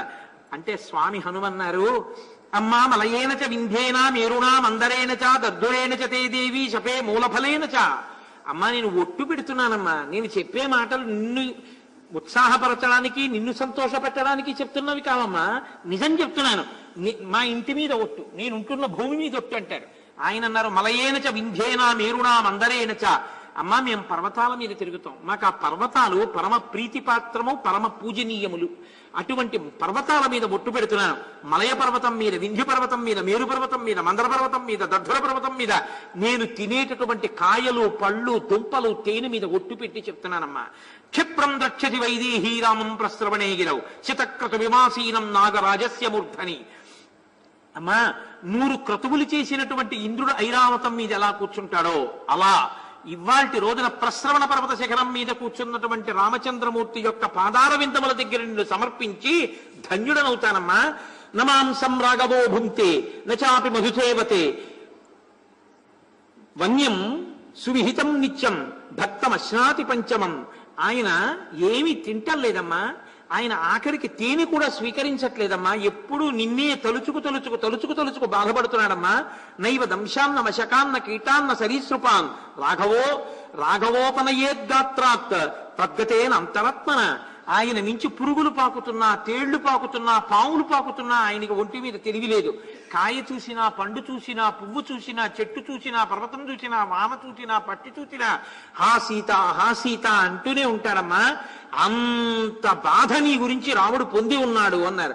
సారామ సంకీర్తన వీత శోక రామస్య శోకేన సమాన శోక శరన్ముఖే సాంబుద శేష చంద్ర నిషేవ వైదేహ్య సుతా బభూవ. రాముడు తన గురించి శోకిస్తున్నాడన్న శోకం తప్ప ఇప్పుడు తనకంటూ వేరే శోకం లేనటువంటి స్థితిలో శరత్కాలంలో ఉండేటటువంటి చంద్రుణ్ణి ఇంకా కొద్దిగా తెల్లమబ్బులు మూస్తున్నట్టు ఈ రావణుడి నుంచి విడి ఏనాడు నేను రామచంద్రమూర్తి నా గురించి శోకించవలసిన అవసరం లేకుండా వెళ్లి రాముడి పక్కన కూర్చుంటానా అన్న శోకం తప్ప ఇంకొక శోకం లేకుండా ఉన్నటువంటి స్థితిలోకి సీతమ్మ తల్లిని హనుమ తన మాటల చేత ఊరడించి నిలబెట్టారు. నిలబెడితే సీతమ్మ తల్లి అంది, నాయనా అయం సంవత్సర కాల తామద్ధి మమ జీవితం. నాకు 2 నెలలు గడువిచ్చాడు. సంవత్సరం గడువిచ్చాడు, 10 నెలలు అయిపోయింది. ఇక 2 నెలలు ఉంది. ఈ 2 నెలల గడువు లోపల నేను ఆయన పాంపు చేరకపోతే రావణుడు నన్ను సంహరిస్తానన్నాడు. కానీ నేను 2 నెలలు బతకను, 1 నెల మాత్రమే జీవిస్తాను. అంటే రావణుడు 12 నెలలు పెట్టుకున్నాడు తాను చావడానికి. సీతమ్మ తల్లి 1 నెల తగ్గించేసింది, ఇంకా 1 నెల మాత్రమే ఇచ్చింది. ఆవిడ 1 నెల అంటే ఈ నెలలో రాముడు వచ్చి రావణుడిని సంహరిస్తాడని గుర్తు. కాబట్టి వర్తతే దశమో మాసో ద్వౌతు శేషో ప్లవంగమ. 10 నెలలు అయిపోయి 2 నెలలు ఉన్నాయి, ఇంకా 1 నెలే ఉంది. ఆ 2 నెలల్లో నేను 1 నెల మాత్రమే బతికుంటాను. కాబట్టి నువ్వు ఆయన్ని ప్రేరేపించి రామచంద్రమూర్తిని తొందరగా ఇక్కడికి వచ్చేటట్టు చూడాలి. నన్ను తీసుకెళ్లి రామచంద్రమూర్తికి సమర్పించమని నేను చెప్పడం కాదు, సాక్షాత్తుగా రావణునికి తోడపుట్టిన విభీషణుడు చెప్పినా వింటలేదని విభూషణుని కూతురు అనల నాతో వచ్చి చెప్పింది. కాబట్టి మూర్ఖుడైన రావణుడు మాట వినడు, నన్ను రాముడికి సమర్పించాడు. రాముడు రావాలి, రావణ సంహారం చెయ్యాలి, నన్ను తీసుకెళ్ళాలి అంటే హనుమ అన్నారు, అమ్మా త్వాం హి పృష్టగతాం కృత్వా సంతరిష్యామి సాగరం శక్తిరస్తి ఇమే ఓఢుం లంకామపి సరావణం అహం ప్రశ్రవణస్థాయ రాఘవాయద్య మైథిలి ప్రాపయిష్యామి శక్రాయ హవ్యం హుతమివానల. తల్లి ఇద్దుకమ్మా అంత బెగ్గబెట్టుకుంటావు, ఇద్దుకమ్మా 1 నెల మాత్రమే బతుకుంటానంటావు, నీకేం భయం లేదమ్మా. రావణునితో, రావణుని సైన్యంతో, రావణుని యొక్క సమస్త భవనాలతో కలిపి ఈ లంకా పట్టణాన్నంతటినీ పెళ్లగించి తీసుకెళ్లి రామచంద్రమూర్తి దగ్గర పెట్టగలిగిన సమర్థుణ్ణి నేను, అటువంటి బలవంతుణ్ణి. కాబట్టి అమ్మా నువ్వు నా పృష్ఠభాగాన్ని, నా వీపుని అధిరోహించు. క్షణంలో నువ్వు కన్ను తెరిచి చూసేటప్పటికీ నిన్ను రామచంద్రమూర్తి పాదాల దగ్గర సమర్పించేస్తాను. ఎలా తీసుకెడతానో తెలుసా అమ్మా? నువ్వు నా వీపు మీద కూర్చున్నప్పుడు నా ఎందు వికారం కలుగుతుంది అనుకుంటున్నావేమో అమ్మా. నేను హవ్యంహుతమివానలా, అగ్నిహోత్రంలో హవిస్సు వేసి దేవతలకిమ్మంటే ఎంత పవిత్రంగా అగ్నిహోత్రం తీసుకెడుతుందో అంత పవిత్రంగా తీసుకెళ్తానమ్మా. కాబట్టి అమ్మా నా వీపును అధిరోహించు అన్నారు. సీతమ్మ తల్లి చటుక్కున ఒక చిన్న నవ్వు నవ్వింది. హనుమన్ దూరమధ్వానం కథం మామ్మూడు విచ్చేసి తదేవ ఖలుతే మన్యే కపిత్వం హరియూధప కథం వాల్ప శరీరస్థం మామితో నీతిమిచ్చేసి సకాశం మానవేంద్రస్య భర్తుర్మే ప్లవగర్షభ. నీ శరీరమేమో పిల్లి పిల్లంతుందా, నువ్వేమో ఇంతున్నావా, నీకో ఇంత వీపా, ఓ ఇంత భుజమా, దాని మీద నేను ఎక్కి కూర్చోనా, నువ్వు నన్ను 100 యోజనాలు తీసుకెడతావా, వానర బుద్ధి బయట పెట్టావు కదయ్యా, ఇలా అడిగావు నన్ను అంది. పాపం బ్రహ్మచారి, ఆయన ఎప్పుడూ మాట పడ్డవాడు కాడు. ఒక్కసారి చాలా బాధ వచ్చింది. ఇంత మాట అంటుందా అమ్మనని అనుకున్నారమ్మా, నా శక్తి ఇంతేననుకుంటున్నావా, చూడమ్మా నేనంటే ఏమిటో అన్నారు. మేరుమందర సంకాశో బభో దీప్తానల ప్రభ అగ్రతో యవతస్తే చ సీతాయా వనరోత్తమ హరిపర్వత సంకాశ తామ్రవక్తో మహాబల వజ్రదంష్టనకో భీమో వైదేహీమిదమబ్రవీత్ సపర్వత వనోద్దేశాం సట్ట ప్రాకారతోరణాం లంకామిమాం సనాథాం వా నయితుం శక్తిరస్తిమి. అమ్మా నేనంటే ఇంతే అనుకుంటున్నావు కదా, చూడు నా శరీరం అంటే ఏమిటో అని పెంచారు. మేరు పర్వత శిఖరాలు ఎలా ఉంటాయో అంత ఎత్తు పెరిగిపోయారు. ఎర్రటి ముఖం, పెద్ద నోరు, ఇంత ముక్కు, గరిబిడాకులలా ఇంతంత పెరిగిపోయినటువంటి చేతులు, పెద్ద పెద్ద వేళ్లు, బలిసినటువంటి తొడలు, ఎర్రగా కాలిన పెనం లాంటి ముఖం, అటువంటి పెద్ద స్వరూపంతో ఒకసారి నిలబడి అమ్మా ఇప్పుడు నా స్వరూపం ఏమిటో చూసావా అమ్మా, లంకని తీసుకెడతానన్నాను. కాదు, ఈ చుట్టుపక్కల పర్వతాలతో సహా ఉన్నటువంటి భవనములు తోరణములు ఇవన్నీ కదలకుండా ఇలాగే ఉంచి మట్టితో పైకి ఈ భాగాన్నంతటినీ పెళ్లగించి చేతి మీద పట్టి నీతో కలిపి తీసుకుని వెళ్ళి రాముడి దగ్గర పెట్టేస్తాను, అంతటి బలవంతుడ. అమ్మా ఇప్పుడు నమ్ముతావా నా బలాన్ని అన్నాడు. అంటే తల్లి అంది, నాయన ఇవాళ నమ్మడం ఏమిట్రా, 100 యోజనములు గడిచి వచ్చిన నాడే నీ బలాన్ని నమ్మాను. నువ్వు ఇంత గొప్పవాడివని నాకు తెలుసు, కానీ నాయన నేను నీతో వస్తే నీ వేగాన్ని తట్టుకోలేక నేను జారి సముద్రంలో పడిపోవచ్చు, లేదా రాక్షసులు నీ మీదకి యుద్ధానికి వస్తే ఓ పక్క వాళ్ళతో యుద్ధం చేస్తావా, నన్ను రక్షిస్తావా, ఆ యుద్ధంలో నేను జారి కింద పడిపోవచ్చు, లేదా నేను మళ్ళీ రాక్షస స్త్రీలకి చిక్కితే మళ్ళీ నన్ను ఎక్కడికి తీసుకెళ్లి దాచేస్తాడో తెలియదు. పైగా అన్నిటినీ మించి నాకు ఒక నియమం ఉంది, భర్తుభక్తిం పురస్కృత్య రామధన్యస్య వానర నాహం స్పృష్టం స్వతో గాత్రం ఇచ్చేయం వనరోత్తమ. నేను పరమభక్తి తత్పరులానైన దానిని కాబట్టి రాముని యందు, రాముణ్ణి తప్ప పరపురుషుణ్ణి నేను కోరి కోరి మాత్రం నా చేతితో స్పృశించను. ఏవమ్మా మరి ఆనాడు రావణుడు నిన్ను బలవంతంగా అపహరించి తొడ మీద కూర్చోబెట్టుకుని తీసుకొచ్చాడుగా, మరి అప్పుడు ఎలా వచ్చావంటావేమో. యదహం గాత్ర సంస్పర్శం రావణస్య బలాద్గత అనీషా కిం కరిష్యామి వినాథ వివశా సతి. ఆ రోజున నేను అబలని, నాకు సహాయకులు లేరు, వాడు బలవంతంగా జుట్టు పట్టి నన్ను తొడ మీద కూర్చోబెట్టుకుని తీసుకొచ్చాడు. హా రామ హా లక్ష్మణ అని శోకించడం వినా నాకు మార్గం లేదు, నా అంత నేను స్పృశించలేదు, వాడు బలవంతంగా తీసుకొచ్చాడు. కానీ తెలిసి తెలిసి మాత్రం ముట్టుకుని నేను రాను, రాముడే రావాలి, రాక్షస సంహారం చెయ్యాలి, నన్ను తీసుకెళ్ళాలి. నేను తరచూ అంటుంటాను, సబర్మతి ఆశ్రమంలో మహాత్మా గాంధీ గారి దగ్గరికి సేవాదల్ మహిళా కార్యకర్తలందరూ వెళ్ళి రాముడు గొప్పవాడా సీతమ్మ గొప్పదా అని అడిగారు. సీతమ్మే గొప్పదన్నారు. అంటే వాళ్ళు అనుకున్నారు మహిళా కార్యకర్తలు వెళ్ళి అడిగాం కదా అందుకు అలా చెప్పారనుకున్నారు. అంటే ఆయన అన్నారు, నేను యథాలాపంగా చెప్పాననుకుంటున్నారా, రాముని కీర్తి ప్రకాశించడానికి కారణం సీతమ్మే. హనుమ అడిగినప్పుడు అమ్మ బాబో ఇంత కష్టంలో ఉన్నాను తీసుకెళ్లి అంతే చాలని హనుమ వీపు మీద కూర్చునుండి ఉంటే రాముడి గౌరవం అలా నిలబడి ఉండేదా? రాముడు లేనప్పుడు రావణుడు ఎత్తుకెళ్ళాడు, రావణుడు చూడకుండా హనుమ ఎత్తుకొచ్చి రాముడికి ఇచ్చేశాడు, అంతే రామాయణం. కాదు, రాముడే రావాలి, రావణుణ్ణి చంపాలి, నన్ను తీసుకెళ్లాలంది. ఆవిడ పాతివ్రత్యం 10 నెలలు రావణుడు అంత వైభోగాన్ని చూపించిన కన్నెత్తి చూడలేదు, గోటితో తాకలేదు, అక్కడ అన్నపు మెతుకు తినలేదు, బట్ట మార్చలేదు. అంత సౌశీల్యవతి అయి అంత పవిత్రతగా నిలబడింది కాబట్టి అంత మహాపతివ్రత కనుక ఆ తల్లి వలన రామచంద్రమూర్తికి అంత కీర్తి వచ్చిందని నేను అంటున్నాను. ఏమి దోషం అని అడిగారు గాంధీ గారు. నిజమే, ఒక భార్య అంత కీర్తిని తేగలదు భర్తకి. కాబట్టి ఈ మాటలు చెప్తే హనుమన్నారు, యుక్త రూపం తయాదేవి భాషితం శుభదర్శనే సదృశం స్త్రీ స్వభావస్య సౌద్భీనాం వినయస్యత. అమ్మా మహాసాధ్వివైన నువ్వు ఇలా మాట్లాడడం చాలా బాగుందమ్మా. అయితే తల్లి మరి నేను బయలుదేరిపోతాను, వెళ్ళిపోవాలి, మళ్ళీ రామలక్ష్మణులతో కలిసి వస్తాను, రావణ సంహారం జరుగుతుంది, అమ్మా ఏదైనా అభిజ్ఞానం ఇస్తావా అమ్మా అన్నారు. అంటే తల్లి అంది, ఇదం శ్రేష్టం అభిజ్ఞానం బ్రూయాహ త్వంతు మమ ప్రియం శైలస్య చిత్రకూటస్య పాదే పూర్వోత్తరే పుర తాపసాశ్రమమాసిన్యాః ప్రాజ్యమూల ఫలోదకే తస్మిన్ సిద్ధాశ్రమే దేశే మందాకిన్యాహ్యదూరతః. ఒకానొకప్పుడు మేము చిత్రకూట పర్వత శిఖరాల మీద ఆశ్రమవాసంలో ఉన్నప్పుడు జరిగినటువంటి ఒక సంఘటన చెప్తాను, దీన్ని అభిజ్ఞానంగా చెప్పు అని. ఇది వెనక మహర్షి చెప్పలేదు, ఇక్కడే చెప్తున్నారు అభిజ్ఞానంగా గుర్తుగా. అంటే అమ్మవారు వస్తువునివ్వకుండా ముందు ఒక విషయాన్ని చెప్పింది. అంటే ఇది అభిజ్ఞానం చేశారు అంటే అక్కడ చెప్పకుండా ఇక్కడ చెప్తున్నారంటే సమస్త మనుష్య కోటి కూడా, ప్రతి మానవుడు కూడా దీన్ని దృష్టిలో పెట్టుకోవాలి అని మహర్షి యొక్క సందేశం. ఒకానొకప్పుడు నేను అక్కడ ఉండేటటువంటి వనంలో విహరించి అలిసిపోయిన దాననై నా ఒంటి నుంచి చెమటధారలు కారుతుంటే నేను రామచంద్రమూర్తి యొక్క ఒడిలో కూర్చున్నాను సేద తీరడానికి. తతో మాంస సమాయుక్తో వాయస పర్యతుండయత్ తమహం లోష్టముద్యమ్య వారయామిస్మ వాయసం. ఒక కాకి ఇంద్రుని యొక్క కుమారుడు, అది అపారమైన వేగం కలిగినది. ఆ కాకి వచ్చి మాంసభక్షణ యందు ఆసక్తి కలిగినదై నా గుండెల మీద వాలి నా స్తనముల యొక్క మధ్య భాగంలో ఉన్న మాంసాన్ని తన కఠినమైన ముక్కుతో కొట్టి పీకి తింటోంది. నాకు బాధ కలిగి నేను అక్కడ ఉన్న మట్టి బిడ్డను ఒకదాన్ని తీసి ఆ కాకి మీద విసిరాను. ఆ కాకి వెడుతోంది, వచ్చి మళ్ళీ వాలుతోంది. రాముడు చూశాడు.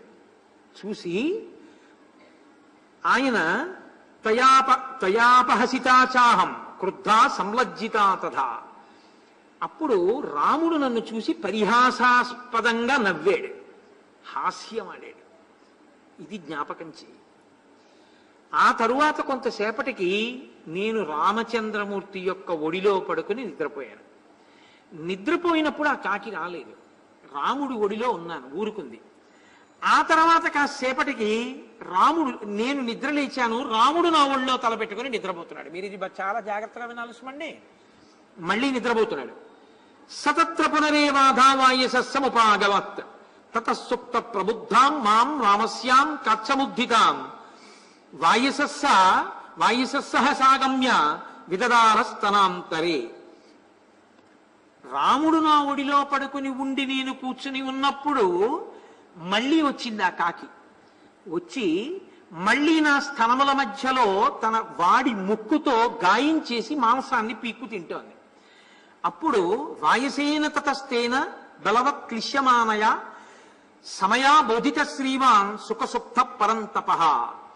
నా వక్షస్థలం నుంచి కారిన నెత్తుటి బిందువులు ఒళ్ళో పడుకున్నటువంటి కాకాసురుని యొక్క ముఖం మీద పడ్డాయి, రామచంద్రమూర్తి యొక్క ముఖం మీద పడ్డాయి. కాకాసురుడు నా వక్షస్థలం మీద కూర్చుని మాంసం పీకుతున్నాడు. నేను ఆ బాధ ఓర్వలేక రాముణ్ణి నిద్రలేపాను. రాముడు ఒక్కసారి నిద్ర లేచాడు. నిద్ర లేస్తూనే కేనతే నాగనాసోరు విక్షతం వైస్తనాంతరం కక్రీడతి సరోషేణ పంచవక్త్రేణ భోగినా. వెంటనే ఆయన అన్నాడు, ఎవడురా 5 తలల పాముతో ఆటాడిన వాడెవడు అని అడిగాడు. నిద్రలోంచి లేచి హఠాత్ పరిణామాన్ని చూసినటువంటి రాముడు సీతమ్మ యొక్క యథార్థ స్వరూపాన్ని బయటపెట్టేశాడు. ఎవర్రా 5 తలల పాము మా ఆవిడితో చెలగాటం ఆడుతున్నాడంటే ఆవిడ ఎంత నొచ్చుకుంటుంది? 5 తలల పాము అంటే ముక్తా విద్రుమ హేమ నీల ధవళ ఛాయైర్ముఖై స్త్రీక్షణై పంచముఖ గాయత్రి స్వరూపం రావిడ. ఎవడరా ఆవిడితో చెలగాటం ఆడినవాడు అన్నాడు రాముడు. అని వీక్షమాణస్తతస్తం వై వాయుసం సముదైక్షత నఖైస్స రుధిరైస్తీక్ష్ణై మామేవాభిముఖం స్థితం పుత్రః కిలస శక్రస్య వాయస సతతాం వరః ధరాంతర్గత శీఘ్రం పవనస్య గతౌ సమః. అది ఇంద్రుడి యొక్క కుమారుడు ఆ కాకి. ఆ కాకి అపారమైన వేగము కలిగినటువంటి వాడు. ఆయన కాళ్ళకి నెత్తురు, నోట మాంసపు ముక్క చూశాడు. ఈ కాకియే నా భార్య యొక్క వక్షస్థలం మీద వాలి మాంసం పీకింది అని గుర్తుపట్టాడు. గుర్తుపట్టి వెంటనే ఆయన ఒక గడ్డి పరకనొక దాన్ని తీసి బ్రహ్మాస్త్రాన్ని అభిమంత్రించాడు. అభిమంత్రించి ఆ కాకాసురుడి మీద విడిచిపెట్టాడు. ఆ కాకి 3 లోకములు తిరిగింది. ఇంద్రుడి దగ్గరికి, తండ్రి దగ్గరికి వెళ్ళింది. 3 లోకములు తిరిగితే రాముడు ప్రయోగించిన బ్రహ్మాస్త్రాన్ని మేమెవ్వరం ఉపసంహారం చేయమన్నారు. ఆ కాకి తిరిగి తిరిగి తిరిగి తిరిగి వచ్చి ఎక్కడ రాముడు కూర్చున్నాడో అక్కడే వచ్చి నేల మీద పడిపోయింది. పడిపోతే రాముడు చూశాడు. తన ఎదురుగుండా వచ్చి పడిపోయినా తనకి శరణాగతి చేసినట్టే అని భావించాడు. విన్నిచ్చినటువంటి వాళ్ళని బ్రహ్మాస్త్రం చెనకదు, అది దాని మర్యాదకి భంగం. కాబట్టి ఆయన పరిగెడుతుంటే అది వెంట వెళ్ళిందంతే. ఇప్పటికీ విన్నిచ్చి కింద పడ్డాడు, చంపలేదు. రాముడు అన్నాడు, నువ్వు నా ముందుకొచ్చి పడిపోయావు కాబట్టి నువ్వు నాకు శరణాగతి చేసినట్టు. కానీ ఒకసారి బ్రహ్మాస్త్ర ప్రయోగం చేశాను కనుక బ్రహ్మాస్త్రానికి అత్యంత విలువైనది ఏదో ఒకటి ఇచ్చేయాలి నువ్వు. కాబట్టి ఏమి ఇస్తావని అడిగాడు. దత్వాస దక్షిణం నేత్రం ప్రాణేభ్య పరిరక్షిత. ఎందుచేతనంటే సర్వేంద్రియాణం నయనం ప్రధానం సర్వస్య గాత్రస్య శిర ప్రధానం. ఇప్పుడు తలకాయని రక్షించుకోవాలంటే కన్ను ఇచ్చేయాలి. కాబట్టి కాకింది, నా కుడి కన్ను తీసేసుకో, నా కుడి కంటిలోని చూపు తీసేసేయండి. కాబట్టి ఇప్పుడు కుడి కంటికి చూపు లేదు కాకి. అందుకే ఇలా ఇలా చూస్తుంటుంది. కాకి చూపు రావిడిది అంటుంటారు. అప్పటికీ ఇప్పటికీ కాకి జాతికంతటికి ఒక కంటిలో చూపు పోయింది. బ్రహ్మాస్త్రానికి తన కంటిలోని చూపునిచ్చేసింది. ఇచ్చేసినటువంటి కాకి వెళ్ళిపోతూ వెళ్ళిపోతూ సరామాయ నమస్కృత్య రాజ్ఞే దశరథాయ చ వెళ్ళిపోతూ వెళ్ళిపోతూ రాముడికి నమస్కరించింది, దశరథ మహారాజు గారికి నమస్కరించి వెళ్ళిపోయింది. ఇది నేను చెప్పానని గుర్తుగా చెప్పు. ఎందుకు ఇది? ఏమి అభిజ్ఞానం అంటే మనమందరం కూడా గుర్తుపెట్టుకోవలసినటువంటి అభిజ్ఞానం. సీతమ్మ తల్లి ముందు రామచంద్రమూర్తి ఒళ్ళో కూర్చున్నప్పుడు కాకి వచ్చి వాలి మాంసాన్ని పెరికింది. సీతమ్మ వెంటనే మట్టిగడ్డ తీసి కొట్టింది. రాముడు జోక్యం చేసుకోలేదు. తన రక్షణ తాను చూసుకున్నప్పుడు నేనెందుకు జోక్యం చేసుకుంటానని హాస్యం ఆడాడు. ఈ మట్టి బిడ్డ పెట్టి కొడుతుండడంలో ఆవిడ వడ్డానం జారింది, చీర జారింది. రాముడు నవ్వాడు. తర్వాత ఆవిడ రాముడి ఒళ్ళో పడుకుంది. నిద్రపోవడంలో ఆవిడ రక్షణ ఆవిడ చూసుకోలేదు. ఇప్పుడు రాముడు రక్షిస్తున్నాడు, కాకి రాలేదు. మళ్ళీ నిద్ర లేచిన తరువాత రాముడు సీతమ్మ ఒళ్ళో పడుకున్నాడు. సీతమ్మ లేచి ఉంది, రాముడు పడుకుని ఉన్నాడు. ఇప్పుడు కాకి వచ్చి తన మీద వాలింది. కానీ సీతమ్మ బెడ్డ విసరలేదు.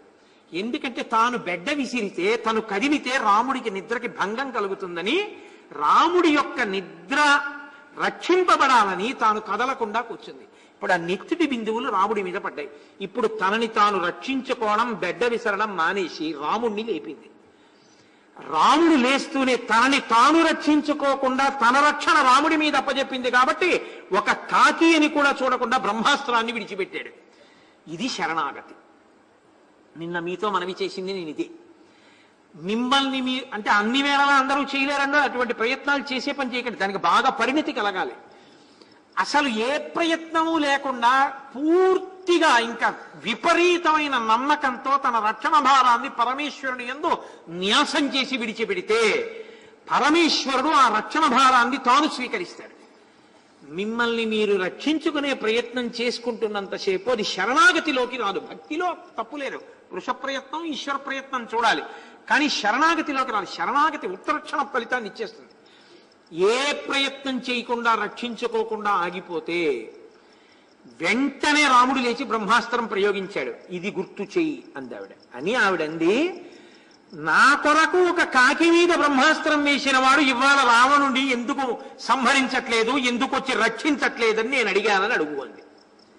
ఇప్పుడు కూడా నన్ను నేను రక్షించుకోవట్లేదు. 10 నెలల నుంచి రాముడే రావాలని ప్రతిజ్ఞ చేసి ఉన్నాను. ఎందుకు రాలేదు రాముడు? ఆనాడు ఒక కాకి మీదే వేశాడే బ్రహ్మాస్త్రం, మరి ఈనాడు ఎందుకు రాలేదు? బహుశः నాదే ఏదో తప్పు ఉండాలి. మమైవ దుష్కృతం కించిత్ మహదస్థిర సంతజ సమర్థాపితాయన్మాం అవేక్షేతే పరంతప. చిన్నదో పెద్దదో నా వలన తప్పుంది, అందుకే రాముడు రాలేదు. ఇది భక్తి యొక్క వ్యగ్రత, పరాకాష్ట. ఇంత రాక మూట కట్టేసుకున్నాడు ఈ 10 నెలల్లో అని చెప్పు. నేను శరణాగతి చేశానని చెప్పు. కౌసల్యాలోక భక్తారం సుషువేయం మనస్వినీతం మమార్థే సుఖం పృచ్ఛాసరసాభివాదయ. కౌసల్యాపుత్రుడు ఏ మహానుభావుణ్ణి కడుపారనెవ్వాని కన్నతల్లి అని కౌసల్యామాత కందో, అటువంటి కౌసల్యానందవర్ధనుడైన రామచంద్రమూర్తిని శిరసా నమస్కరించానని చెప్పు.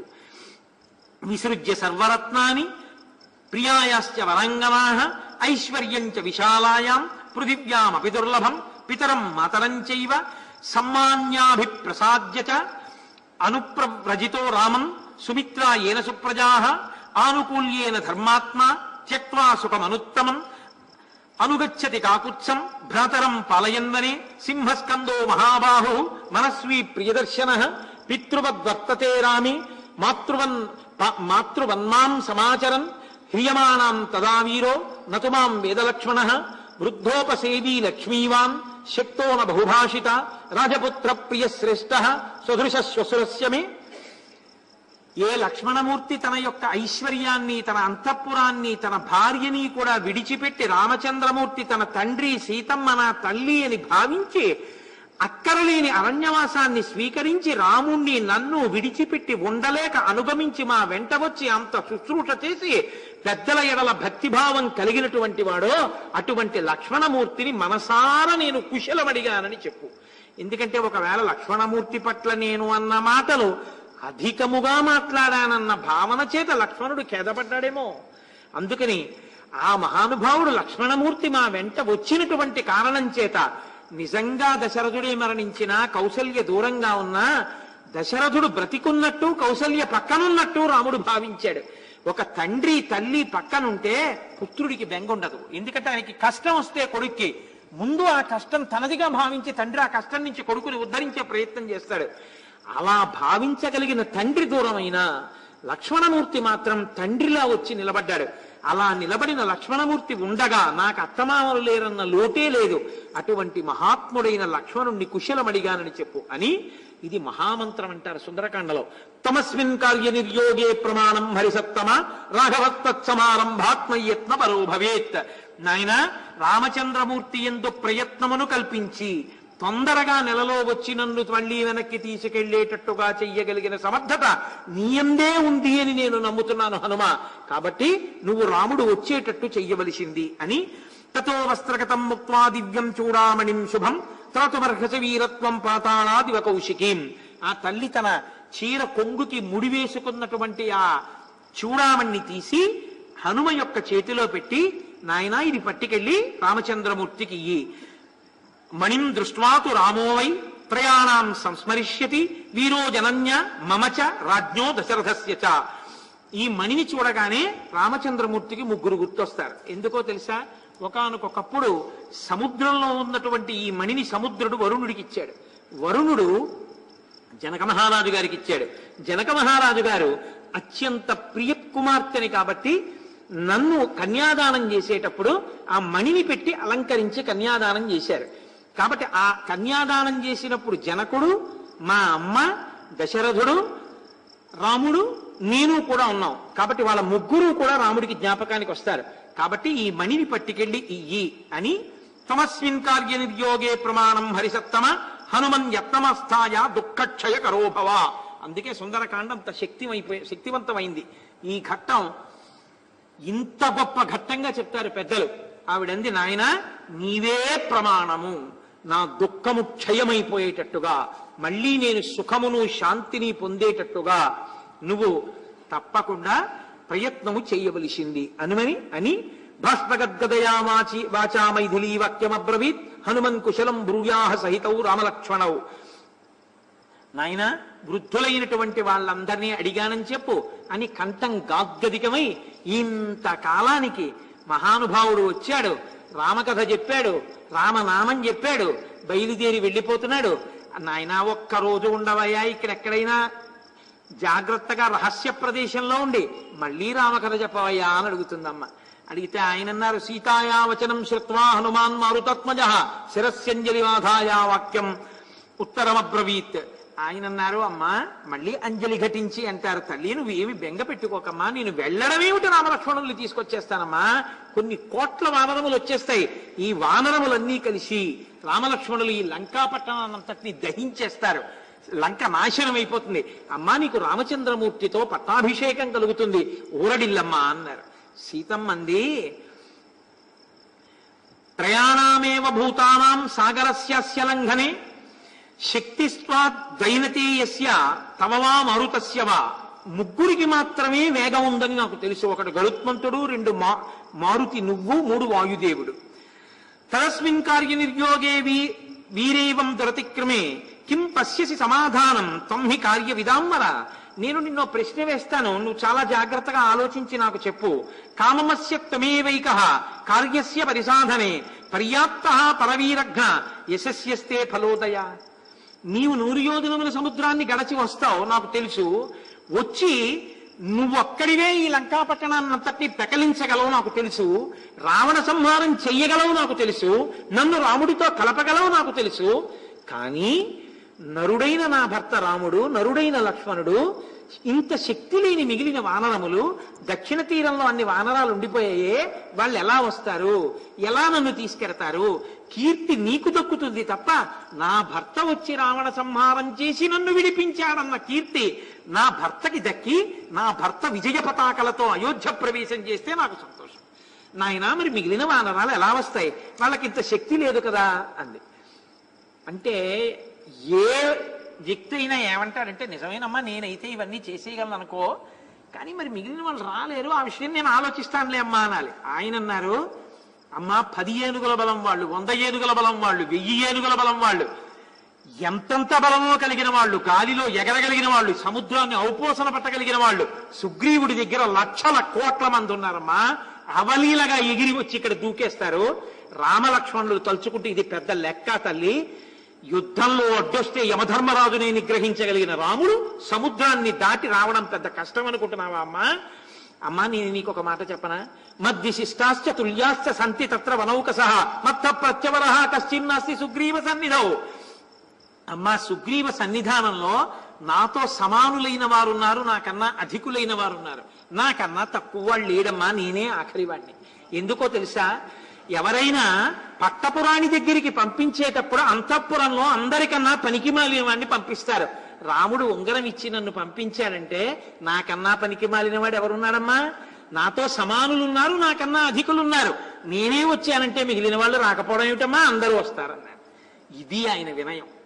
సుందరకాండలో ఆయన వినయంతో మహానుభావుడు అసలు లోకానికి వినయం అన్న మాటకి భాష్యం చెప్పారు. అందుకే ఎక్కడెక్కడ హనుమని సేవిస్తారో, ఎక్కడెక్కడ హనుమని ఆరాధిస్తారో అక్కడక్కడ బుద్ధి, యశో, బలం, ధైర్యం, నిర్భయత్వ, మరోగత, అజాడ్యం, వాక్పటత్వంచ ఇవన్నీ వినయము ఆయన వలన కలుగుతాయి.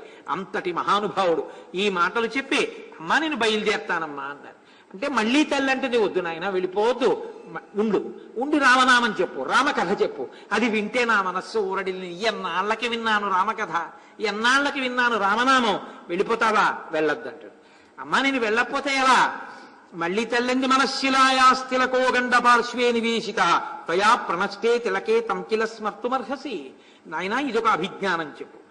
ఒకానొకప్పుడు ఉపవనములలో విహరించి అలిసిపోయినటువంటి నేను ఒళ్ళు చెమట పట్టడం వల్ల నేను పెట్టుకున్నటువంటి బొట్టు చెమటతో కలిసి జారిపోయి మరుగున పడింది. అప్పుడు రాముడు అక్కడే ఉన్నటువంటి ఒక మణిశిల అన్నదాన్ని తీసి అరగదీసి ఆ బొట్టు తీసి నా పాలభాగమునందు ఉంచాలి. కానీ బొట్టు పెట్టడం మానేసి బొట్టు పెడుతున్నాడనుకుని ఆవిడ ఇలా చూస్తుంటే ఆ వేలు తీసి బొట్టు పెట్టకుండా బుగ్గన చుక్క పెట్టాడు. ఆయన అదొక పరిహాసం, అదొక శృంగార చేష్ట, అదొక ప్రియపత్ని యొక్క మురిపానికి చేసిన చేష్టితం. ఇది నేను జ్ఞాపకం చేశానని చెప్పు. అంటే భర్తతో పంచుకున్న ఆ క్షణాల్ని మధురాతి మధురమైనటువంటి స్మృతులుగా బతుకుతున్న దాన్ని తప్ప నా బ్రతుకుకి ఇంకొక ఆశ లేదు. నేను ఇన్నాళ్ళు రాముడితో సమానంగా చూసుకున్నది ఏదైనా ఉంటే ఆ కేశభూషణం ఒక్కటే. ఎందుకో తెలుసా? ఈ కేశము పురుష వ్యామోహం. అటువంటి కేశభూషణాన్ని దీనికి నేను అలంకరించుకుంటే అది రాముడు సంతోషించాలని, అది నేను పెట్టుకున్నప్పుడు సంతోషించిన రాముడి చూపులు జ్ఞాపకం తెచ్చుకోవడానికి అది చూసుకునేదాన్ని. అది కూడా నీకు ఇచ్చేశాను. అంటే నా ప్రీతి రాముని యందే, రాముని ప్రీతియే నాకు సంతోషం తప్ప నాకు ఇంకా ఏదీ కాదని చెప్పానని చెప్పు అని ఆ తల్లి బాధపడుతుంటే ఆయన మహానుభావుడు హనుమ అన్నారమ్మా నువ్వు ఏమాత్రం బెంగ పెట్టుకోవద్దమ్మా, ప్రశాంతంగా హాయిగా సంతోషంగా ఉండు తల్లి. ఇమం ముహూర్తం దుఃఖానాం అంతం ద్రక్షసి భామిని అన్నా, ఈ క్షణంలో ఇప్పుడు నేను ఇక్కడ నిలబడి ఏ మాట అంటున్నానో ఆ మాటతో నీ యొక్క దుఃఖమంతా పరిసమాప్తమైపోయింది. నన్ను నమ్ము, ఇక నువ్వు దుఃఖించవలసిన పని లేదు. అతి కొద్ది కాలంలో రాముడు లక్ష్మణ సహితుడై వచ్చేస్తారు. వచ్చేసి ఈ లంకాపట్టణాన్నంతటినీ తన బంగారు బాణములతో మెరుపులతో నశింపచేసి రావణ సంహారం చేసి నిన్ను స్వీకరించి సీతారామ పట్టాభిషేకం జరిగిపోతుందమ్మా. కొద్ది రోజుల్లో ఆ పట్టాభిషేకం జరుగుతుండగా మేమందరం చూస్తాం, ఎంతో సంతోషిస్తాం. కాబట్టి తల్లి నువ్వు బెంగ పెట్టుకోవద్దు, ఊరడిల్లు. నేను తొందరగా వెడితే వాళ్ళని తొందరగా తీసుకొస్తాను. కాబట్టి ఆ మానను ఆశీర్వదించమ్మా అన్నారు. ఇమంచ తీవ్రం మమ శోక వేగం రక్షోభిరేభి పరిభర్తృనం చ బ్రూయాస్తు రామస్య గతః సమీపం శివశ్చ తేత్వాస్తు హరిప్రవీరా. నాయనా నీ ప్రయాణము మంగళమగుగాక, నువ్వు సంతోషకరముగా నీ ప్రయాణమును నిర్వహించదుగాక. నా చుట్టూ ఉన్న రాక్షస స్త్రీలు ఇంత బాధ పెడుతున్నారన్న మాట మాత్రం రాముడికి చెప్పడం మర్చిపోకని సరాజపుత్ర్యా ప్రతివేదితార్థః కపికృతార్థ పరిహృష్టచేతాః అల్పావశేషం ప్రసమీక్ష కార్యం దిశప్యుతీచం మనసా జగామ. సీతమ్మ తల్లి తనని మంగళప్రదంగా నాయనా నీ ప్రయాణం చెయ్యి అన్న మాట తల్లి ఆశీపూర్వకంగా పలికేటప్పటికే హనుమ పరమ సంతోషాన్ని పొంది అమ్మయ్యా సీతమ్మ దుఃఖాన్ని దైన్యాన్ని విడిచిపెట్టేసింది, ఇప్పుడు ఊరడెళ్ళి నమ్మి ఉంది కాబట్టి, శాంతి పొందింది కాబట్టి రాముడు వచ్చేంత వరకు ప్రశాంత చిత్తంతో ఉంటుంది. రాముడు వచ్చేస్తాడు, రావణ వధ అయిపోతుంది, సీతారామ పట్టాభిషేకం ఒక్క వారం రోజుల్లో పూర్తి చేసేస్తాం కాబట్టి అయిపోతుంది అని ఎంతో సంతోషంగా, ఇక సీతారామ పట్టాభిషేకం అయిపోయిన తర్వాత నాకేం కావాలి కాబట్టి బయలుదేరుతాను, ఇంకొక్క పని మిగిలిపోయింది చిన్న పని, ఆ పని పూర్తి చేసేస్తే ఒక్క కాండ అనుకున్నారు. చాలా సంతోషించారు మహానుభావుడు. ఆయన బయలుదేరుతానని సంకల్పం చేసుకుని మహాసంతోషంతో పొంగిపోతూ ఉత్తర దిశగా బయలుదేరడానికి సిద్ధపడుతున్నారు. అక్కడ సీతమ్మ తల్లి హనుమ కూడా పరమ సంతోషంగా ఉన్నారన్న ఈ ఘట్టం దగ్గర ఇవాల్టి ఉపన్యాసాన్ని పూర్తి చేస్తాను. ఈ సందర్భంలో నేను మీకు ఒకటి మనవి చేయాలి, నువ్వు రోజు ఇలాగే చెప్తావు అనుకోకండి, నేను యథార్థమే చెప్తున్నాను. రేపు జయమంత్రం, అత్యద్భుతమైనటువంటి జయమంత్రాన్ని దేవాలయంలో అదే రాస్తారు, జయశ్చతి బలో రామో లక్ష్మణశ్చ మహాబల. అది చదివినా విన్నా కూడా జయం కలుగుతుందని. అంత గొప్ప జయమంత్రం రేపు ఉపన్యాసంలో వస్తుంది. రేపు హనుమ పూర్తిగా తన సందేశాన్ని కూడా ఇచ్చి లంకని దహించి సీతమ్మని దర్శించి తిరిగి వెడతారు. ఆ వానరులందరూ శుభవార్త వింటారు. అంత గొప్ప ఘట్టాన్ని రేపు చెప్పి రేపటితో సుందరకాండ పూర్తవుతుంది. సుందరకాండ పూర్తయినప్పుడు ఒక శ్లోకంతో పూర్తి చేస్తారు, అందుకు పారాయణ చేస్తారు. సుందరకాండ పారాయణ చేయండి అని ఎందుకంటారంటే ఆ శ్లోకం కోసం వింటారు. తతో మయా వగ్విదధీన భాషిత, ఆ శ్లోకం కోసం. అందులో నేను శాంతినిచ్చాను అని చెప్పారు హనుమ, అది విన్న వాళ్ళందరికీ మనశ్శాంతి కలుగుతుంది అని. కాబట్టి రేపు మనందరం చక్కగా ఆ ఉపన్యాసంతో సుందరకాండని పూర్తి చేసుకుందాం. ఈ సందర్భంలో నేను ఒకటి మనవి చేస్తాను మీకు. హరిప్రసాద్ గారు మీతో చెప్పి ఉన్నారు, శృంగగిరి పీఠం డబ్బుల కోసం వ్యామోహపడే పీఠం కాదు అని. యథార్థం ఎందుకు వ్యామోహపడుతుంది? ఆ పీఠంలో ఎంత శక్తివంతమైన పీఠాధిపతులు అంటే, ఒక్కసారి గాలిలో ఇలా అంటే గణపతి వచ్చారు, తోరణ గణపతి. అంత శక్తివంతమైన పీఠం. కేవలం కాకరకాయలు తిని అష్టసిద్ధులు పొందినటువంటి పీఠాధిపతులు దానికి ఉన్నారు.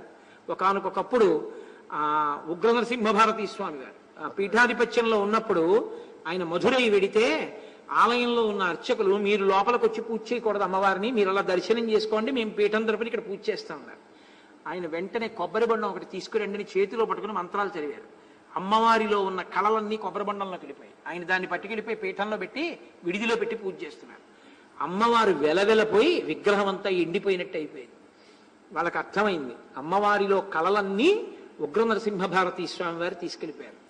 అప్పుడు విడిదికి వచ్చి ఆయన కాళ్ళ మీద పడ్డారు, మాది పొరపాటు అయిపోయింది, అమ్మవారిలో మళ్ళీ ప్రతిష్ఠ చెయ్యండి అని. ఆయన మళ్ళీ కొబ్బరి బండం పట్టుకొచ్చి మంత్రం చదివారు. మళ్ళీ కొబ్బరి బండంలో ఉన్న కళలన్నీ అమ్మవారిలో ప్రవేశించాయి. జగత్తులను పరిపాలించగలిగినటువంటి మధుర మీనాక్షిలో ఉన్న కళలనే కొబ్బరి బండంలోకి తీసుకోగలిగిన వాళ్ళకి మనం ఇచ్చే డబ్బులు అవసరమా? మనం కృతార్థులం అవ్వడానికి మనం ఇవ్వాలి, కానీ మన రూపాయల కోసం పీఠాలు ఉన్నాయని మనం ఎప్పుడూ అనుకోకూడదు.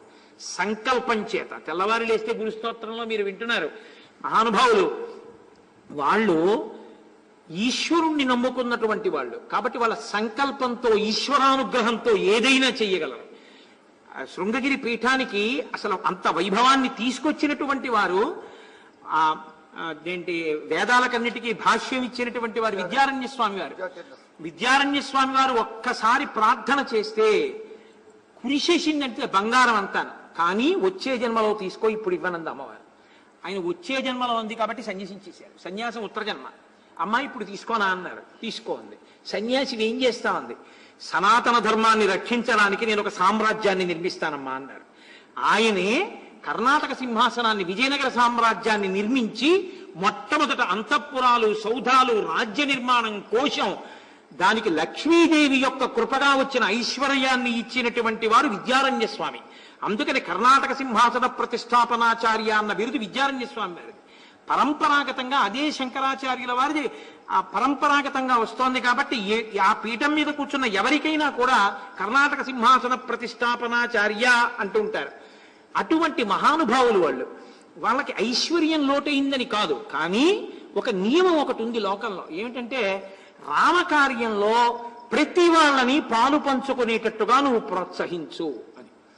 ఎందుచేత అంటే మీరు విన్నారు, రామకార్యంలో మాట సాయం చేస్తేనే కాలిపోయిన రెక్కలు వచ్చాయి. అటువంటిది రామకార్యంలో ఏదో ఒక ఉపకారం చేసి తీరాలి. ఏదో ఒక ఉపకారం అంటే నాకు తెలుసు, ఎందుకంటే నేను ఎన్నో కార్యక్రమాలు ఈశ్వరానుగ్రహంగా నాతో చేయించాడు, చేసిన వాడిని నేను అహంకరించట్లేదు. చాలా మందికి మొహమాటం ఎక్కడొస్తుందంటే, మనం అంత శక్తివంతులమా, మనం ఒక 116 ఇద్దామంటే ఆయన రోజు చదివే లిస్టులో 10,000, 15,000, 25,000, 1,00,000 ఉంటున్నాయి. నేను పట్టుకెళ్ళి 116 ఏమనిస్తాను? ఓ 11 రూపాయలు నేను ఏమనిస్తాను రామకార్యానికి? ఇంకొక వారం రోజుల్లో రామ పట్టాభిషేకం, నా చెయ్యి వేద్దామనున్నా ఎలా వెయ్యను అని బాధ ఉంటుంది. అందుకే మేము కాకినాడలో ఏం చేస్తామో తెలుసా అండి? అసలు ఎవరి దగ్గర డబ్బుచ్చుకు రసీదేమో, ఒకే ఒక్క రోజు ఆ మహత్కార్యం జరగడానికి హుండీ పెడతాం. ఒక్కరోజే, ఇంకా 10 రోజులు ఆ హుండీ పెట్టరు. ఒకే ఒక్క రోజు, అది కూడా మహత్తరమైన రోజున పెడతాం. ఎందుకంటే వాళ్ళకి అది ఈశ్వరానుగ్రహాన్ని కల్పించాలి. నీ శక్తికి నువ్వే సాక్షి. రాముడు దాన్ని చూస్తాడు. మన మన మన రసీదులు ఎందుకో, మన అల్లరి ఎందుకో. అర్ధనా వేయగలిగిన వాడు అర్ధనా వేస్తాడు, 100 వేయగలిగిన వాడు 100 వేస్తాడు, 1000 కలిగిన వాడు 1000 వేస్తాడు. ఒక్కొక్కసారి మా హుండీ తీసినప్పుడు 500 రూపాయల కట్టలు ఉన్న రోజులు ఉన్నాయి. ఏం గోపాలకృష్ణ గారు, ఫారిన్ ఎక్స్చేంజ్ హుండీలో ఉన్నటువంటి రోజులు ఉన్నాయి. బంగారు కాసులు వేసిన వాళ్ళు ఉన్నారు. అవి ఆ కౌంటింగ్ కూడా మేము ఎక్కడో చెయ్యం. అది పర్టికులర్ టైమింగ్స్ ఇస్తాం. ఈ టైం నుంచి ఈ టైం వరకే హుండీ ఉంటుంది. అయిపోయిన తర్వాత కార్యక్రమంతో ఏ సంబంధము లేకుండా సభలో ఉన్న వాళ్ళు ఎవరినో ఇలా చూసి, అయ్యా మీరు మీరు మీరు అని ఒక 6-7 మందిని నామినేట్ చేస్తాం. వాళ్లే ఆ రోజు రాత్రి ఈశ్వర పాదాల దగ్గరే లెక్క పెడతారు. లెక్క పెట్టి పీఠం యొక్క నిర్వాహకులు ఎవరుంటారో, మాకు దేవాలయ నిర్వాహకులు గోపాలకృష్ణ గారు, వారికి అందజేస్తాం. వారికి ఇస్తారు. మరురాజు సభలో దాన్ని అనౌన్స్ చేస్తారు, ఇంత వచ్చింది నిన్న హిందీలో అని. దాన్ని ప్రతిజ్ఞ చేస్తారు. ఇందులో ప్రతి రూపాయి ఈశ్వరా నీ పాదముల దగ్గర ప్రతిజ్ఞ చేస్తున్నాను, నీ కార్యానికే ఖర్చు పెడతాను, అది చాలు, అంతే. ఎవరు ఈశ్వరుడి డబ్బు వాడుకుంటారు అందులో? అటువంటి వారికి ఏం కావాలి? ఆయనకి ఎందుకు? ఆయనే బోల్డ్ పాపం మహానుభావుడు పీఠానికి భక్తితో చేస్తున్నవారు. కాబట్టి రేపు నేను ఇది నమ్మిన వాణ్ణి, రామకార్యం మీద ఉపకారం చెయ్యాలి అనుకున్న వాళ్ళని ప్రోత్సహించి తీరాలి తప్ప ఎప్పుడూ నిరుత్సాహపడకూడదు. అందుకే రేపు సాయంకాలం 6 గంటల నుంచి రేపు సాయంకాలం నా ఉపన్యాసం అయిపోయిన తరువాత ఒక 15 నిమిషాలు 30 నిమిషాలు అంతే బాస్, నేను ఇక్కడే ఉంటాను. రేపు ఉపన్యాసం అయిపోయాక, ఉపన్యాసం పూర్తయిపోయిన తర్వాత కొంతసేపటికి అది అలా ఎదురు చూస్తూ, ఇంకా మా అబ్బాయి వస్తాడండి, మా మేనల్లుడు వస్తాడండి ఉంచాం అంతే. ఆ తర్వాత మీరు వేసేది ఏమైనా ఉంటే అవి దేవాలయాల్లోకి వెళ్తాయి. రామకార్యంలోకి వెళ్ళేది అంటే పట్టాభిషేకానికి ఖర్చు కానీ, రేపు అన్నదానంలో కానీ ఈ ద్రవ్యాన్ని రామకార్యంలో వాడతారు. దానికి రేపు సాయంకాలం 6 గంటలకి ఒక ప్రత్యేకమైన హుండీ ఒకటి పెడతారు. ఎక్కడ పెడతారు ఆ హుండీ? శారదాదేవి దగ్గర పెట్టండి. శారదమ్మ ఎదురుగుండా విశాలంగా ఉంటుంది కాబట్టి ప్రాంగణం, వాళ్ళు క్యూలో నించున్నా తేలిగ్గా ఉంటుంది. శారదమ్మ ఎదురుగుండా వెంకటాచలంలో కడతారే అలా ఒక పెద్ద హుండీ కట్టించండి. అక్కడ ఒక వ్యక్తిని పెట్టండి. వాళ్ళు వచ్చి, మీరు ఎవ్వరికీ చెప్పక్కర్లేదు, మీరు అర్ధనా వేస్తే వేయండి, పైసా వేస్తే వేయండి. మీరు ఒకవేళ అది కూడా వెయ్యగలిగిన శక్తి ఈశ్వరుడు మీకు ఇవ్వకపోతే శ్రీరామ అని రాసి ఒక కాగితం మీద అందులో వేయండి. మీరు ఎంత వేసినా రామచంద్రమూర్తి కార్యానికి. కానీ నేను అనుకుంటున్నాను, రాముడు అలా ఎవ్వరినీ ఆ స్థితిలో ఇక్కడ ఉంచలేదు. రామనామము రాయిస్తాడు, ఎంతో కొంత ఇవ్వగలిగిన వాళ్ళమే. కాబట్టి నా వాక్కు ఆ దోషంతో కూడుకున్నది అని మీరు అనుకోవద్దు. కాబట్టి ఎవరు ఎంత వెయ్యగలిగితే అంతా వెయ్యండి. రేపు రాత్రి మనం ఉపన్యాసం అయిపోయినటువంటి ఒక్క 30 నిమిషాలు, ఉపన్యాసం అయిపోయిన తర్వాత 30 నిమిషాలు మాత్రమే ఆ హుండీ ఉండాలి. హరిప్రసాద్ గారు 30వ నిమిషం దాటిపోగానే దాన్ని క్లోజ్ చేసేసి మీ సమక్షంలో పెద్దలు తీసుకొచ్చి ఇక్కడ పెడితే మనం సభలోనే ఎవరో కొంతమంది నామినేట్ చేద్దాం. అసలు నాకు చాలా మంది తక్కువ పరిచయం, ఇక్కడ వ్యక్తిగతంగా పరిచయాలు నాకు ఇక్కడ చాలా తక్కువ. నేను ఉపన్యాసానికి వస్తాను, అయిపోతే మళ్ళీ నా విడిదికి వెళ్ళిపోతాను, నాకు పరిచయం ఉంటుంది. కాబట్టి నేను పక్షపాతంతో ఎవరిని పిలిచేది ఉండదు. అయినా నాకు అలాంటి వాటికి సుతారము నేను ఇష్టపడను. ఎవరిని నామినేట్ చేద్దాం అనుకుంటే వాళ్ళని చేస్తాం. వాళ్ళకు ఒకవేళ కష్టం ఉంటే లెక్క పెట్టడంలో, వాళ్ళు అయ్యా నన్ను వద్దు ఇంకోరిని పెట్టండి అంటే ఇప్పుడు ఇంకోరికి ఇస్తాం. ఆడవారికి కూడా అవకాశం ఇద్దాం. ఇది వారు తరించాలి, వాళ్ళు వేసిందే. ఆడవాళ్లలో కూడా ఎవరి వీధనా చూపుడు వేలాగితే వాళ్ళకి అవకాశం. కాబట్టి చక్కగా రేపటి రోజుని మీ అందరూ కూడా ఆ ద్రవ్యాన్ని చూద్దాం అనుకున్న వాళ్ళు కూడా చూస్తారు. ఇలా ఓ తాడు కట్టేసి ఇక్కడే ఈ ఎదురుగుండానే పోసేసి అంటే ఒక భద్రత ఉండాలి కాబట్టి అలా ఓ తాడు కట్టేసి కాస్త రక్షణ నిలబడి అందరూ చూసేవాళ్ళు కూడా చూడొచ్చు హుండీ కింద పోసినప్పుడు చక్కగా లెక్క పెట్టి 33 రూపాయలు వస్తే 33 రూపాయలు, 3,70,000 వస్తే 3,70,000. రామకార్యంలో పాలు పంచుకుని కృతార్థులవుదాం. సంపూర్ణ రామాయణంలో ఇంత క్రతువులో ఇది మన భాగ్యం. జీవితంలో మనం చెయ్యగలిగింది చేద్దామనుకున్న తృప్తితో వెయ్యండి తప్ప నేను అన్నానని వెయ్యొద్దు. మీకు చెప్పి నేను చెయ్యని వాడిని కాను. నేను కూడా నాకు ఈశ్వరుడు ఇచ్చిన దానికి లోటు లేకుండా నేను కూడా హుండీలో వేస్తాను. నన్ను నమ్మండి. మీ దగ్గర డబ్బులు ఇచ్చుకోవడానికి నేను చెప్పాను అనుకోవద్దు. నేను కూడా రేపు ఉపన్యాసానికి వస్తూని హుండీలో వేసి ఉపన్యాస వేదిక మీదకి వస్తాను. కాబట్టి రేపు అందరం రామకార్యంలో పాలు పంచుకుని సంతోషంగా ఒక్క కుటుంబ సభ్యులం. అది ఎంత రానివ్వండి, దానికి ఏం టార్గెట్లు లేవు. ఇంత రావాలి ఇంత ఇండని ఏం లేదు. ఉండనే ఉంది పెద్ద పర్వతం. కాబట్టి అందరం కూడా అలాని పర్వతం ఉంది కదా మనం ఎందుకు అనుకోకూడదు. మనం వేసేది మనం వెయ్యాలి. అప్పుడు మనం పర్వతం అవుతాం. కాబట్టి వేసి చక్కగా కృతార్థులం అవుదాం. ఎందుకు రేపు నిర్ణయించానో తెలుసా అండి? సుందరకాండ రేపు పూర్తవుతోంది, జయమంత్రం వస్తోంది, పైగా శాంతి కలుగుతోందన్న మాటతో పూర్తవుతోంది. ఇంకా తర్వాత యుద్ధకాండ, మళ్ళీ పట్టాభిషేకమే. ఈ ద్రవ్యాన్ని బట్టి ఆయన ఈ పట్టాభిషేకానికి కావలసినటువంటి వాటికి వ్యయం చేసేటప్పుడు ఈ సొమ్ము వ్యయంగా ఇచ్చేస్తారు. ఇచ్చేసి పట్టాభిషేకం వేళటికి మనందరి ధనంతో రామచంద్రమూర్తి యొక్క పట్టాభిషేకం జరుగుతుంటే మేమందరం రామ కింకరులం, రామ బంట్లమని మనం పొంగిపోతాం. కాబట్టి రేపు చక్కగా కార్యంలో పాలు పంచుకోండి. అందరూ అందులో కృతార్థుల గుదురుగాక. ఒక్క 11 మాటలు రామనామని చెప్పేద్దాం. కోరికొలిచిన వారికెల్లను కొంగు బంగారు రామనామము. రామనామము రామనామము రమ్యమైనది రామనామము. నీవు నేనన్ను భేదమేమియు లేకయున్నది రామనామము. రామనామము రామనామము రమ్యమైనది రామనామము. అండపిండ బ్రహ్మాండములకాధారమైనది రామనామము. రామనామము రామనామము రమ్యమైనది రామనామము. బ్రహ్మ సత్యము జగన్మిథ్యాభావ మే శ్రీరామనామము. రామనామము రామనామము రమ్యమై రామనామము. సకల జీవులలోన వెలిగే సాక్షిభూతము రామనామము. రమ్యమైనది రామనామం. ఆంజనేయుని వంటి భక్తులకు ఆశ్రయము శ్రీరామనామము. రామనామము రామనామము రమ్యమైనది రామనామము. రాకడయు పోకడయు లేనిది రమ్యమైనది రామనామము. రామనామము రామనామము రమ్యమైనది రామనామము. నీలమేఘశ్యామలము నిర్మలము అయినది రామనామము. రామనామము రామనామము రమ్యమైనది రామనామము. నిర్వికారము నిర్వికల్పము నిర్గుణము శ్రీరామనామము. రామనామము రామనామము రమ్యమైనది రామనామము. పాలు మీగడ పంచదారల పక్వమే శ్రీరామనామము. రామనామము రామనామము రమ్యమైనది రామనామము. మంగళాశాసన పరైహిమదాచార్య పురోగమైః సర్వైశ్చ పూర్వైరాచార్యైః సత్కృతాయాస్తు మంగళం. మంగళం కోసలేంద్రాయ మహనీయ గుణాత్మనే చక్రవర్తి తనూజాయ సర్వభౌమాయ మంగళం. ఉమాకాంతాయ కాంతాయ కామితార్థప్రదాయినే శ్రీగిరీశాయ దేవాయ మల్లినాథాయ మంగళం.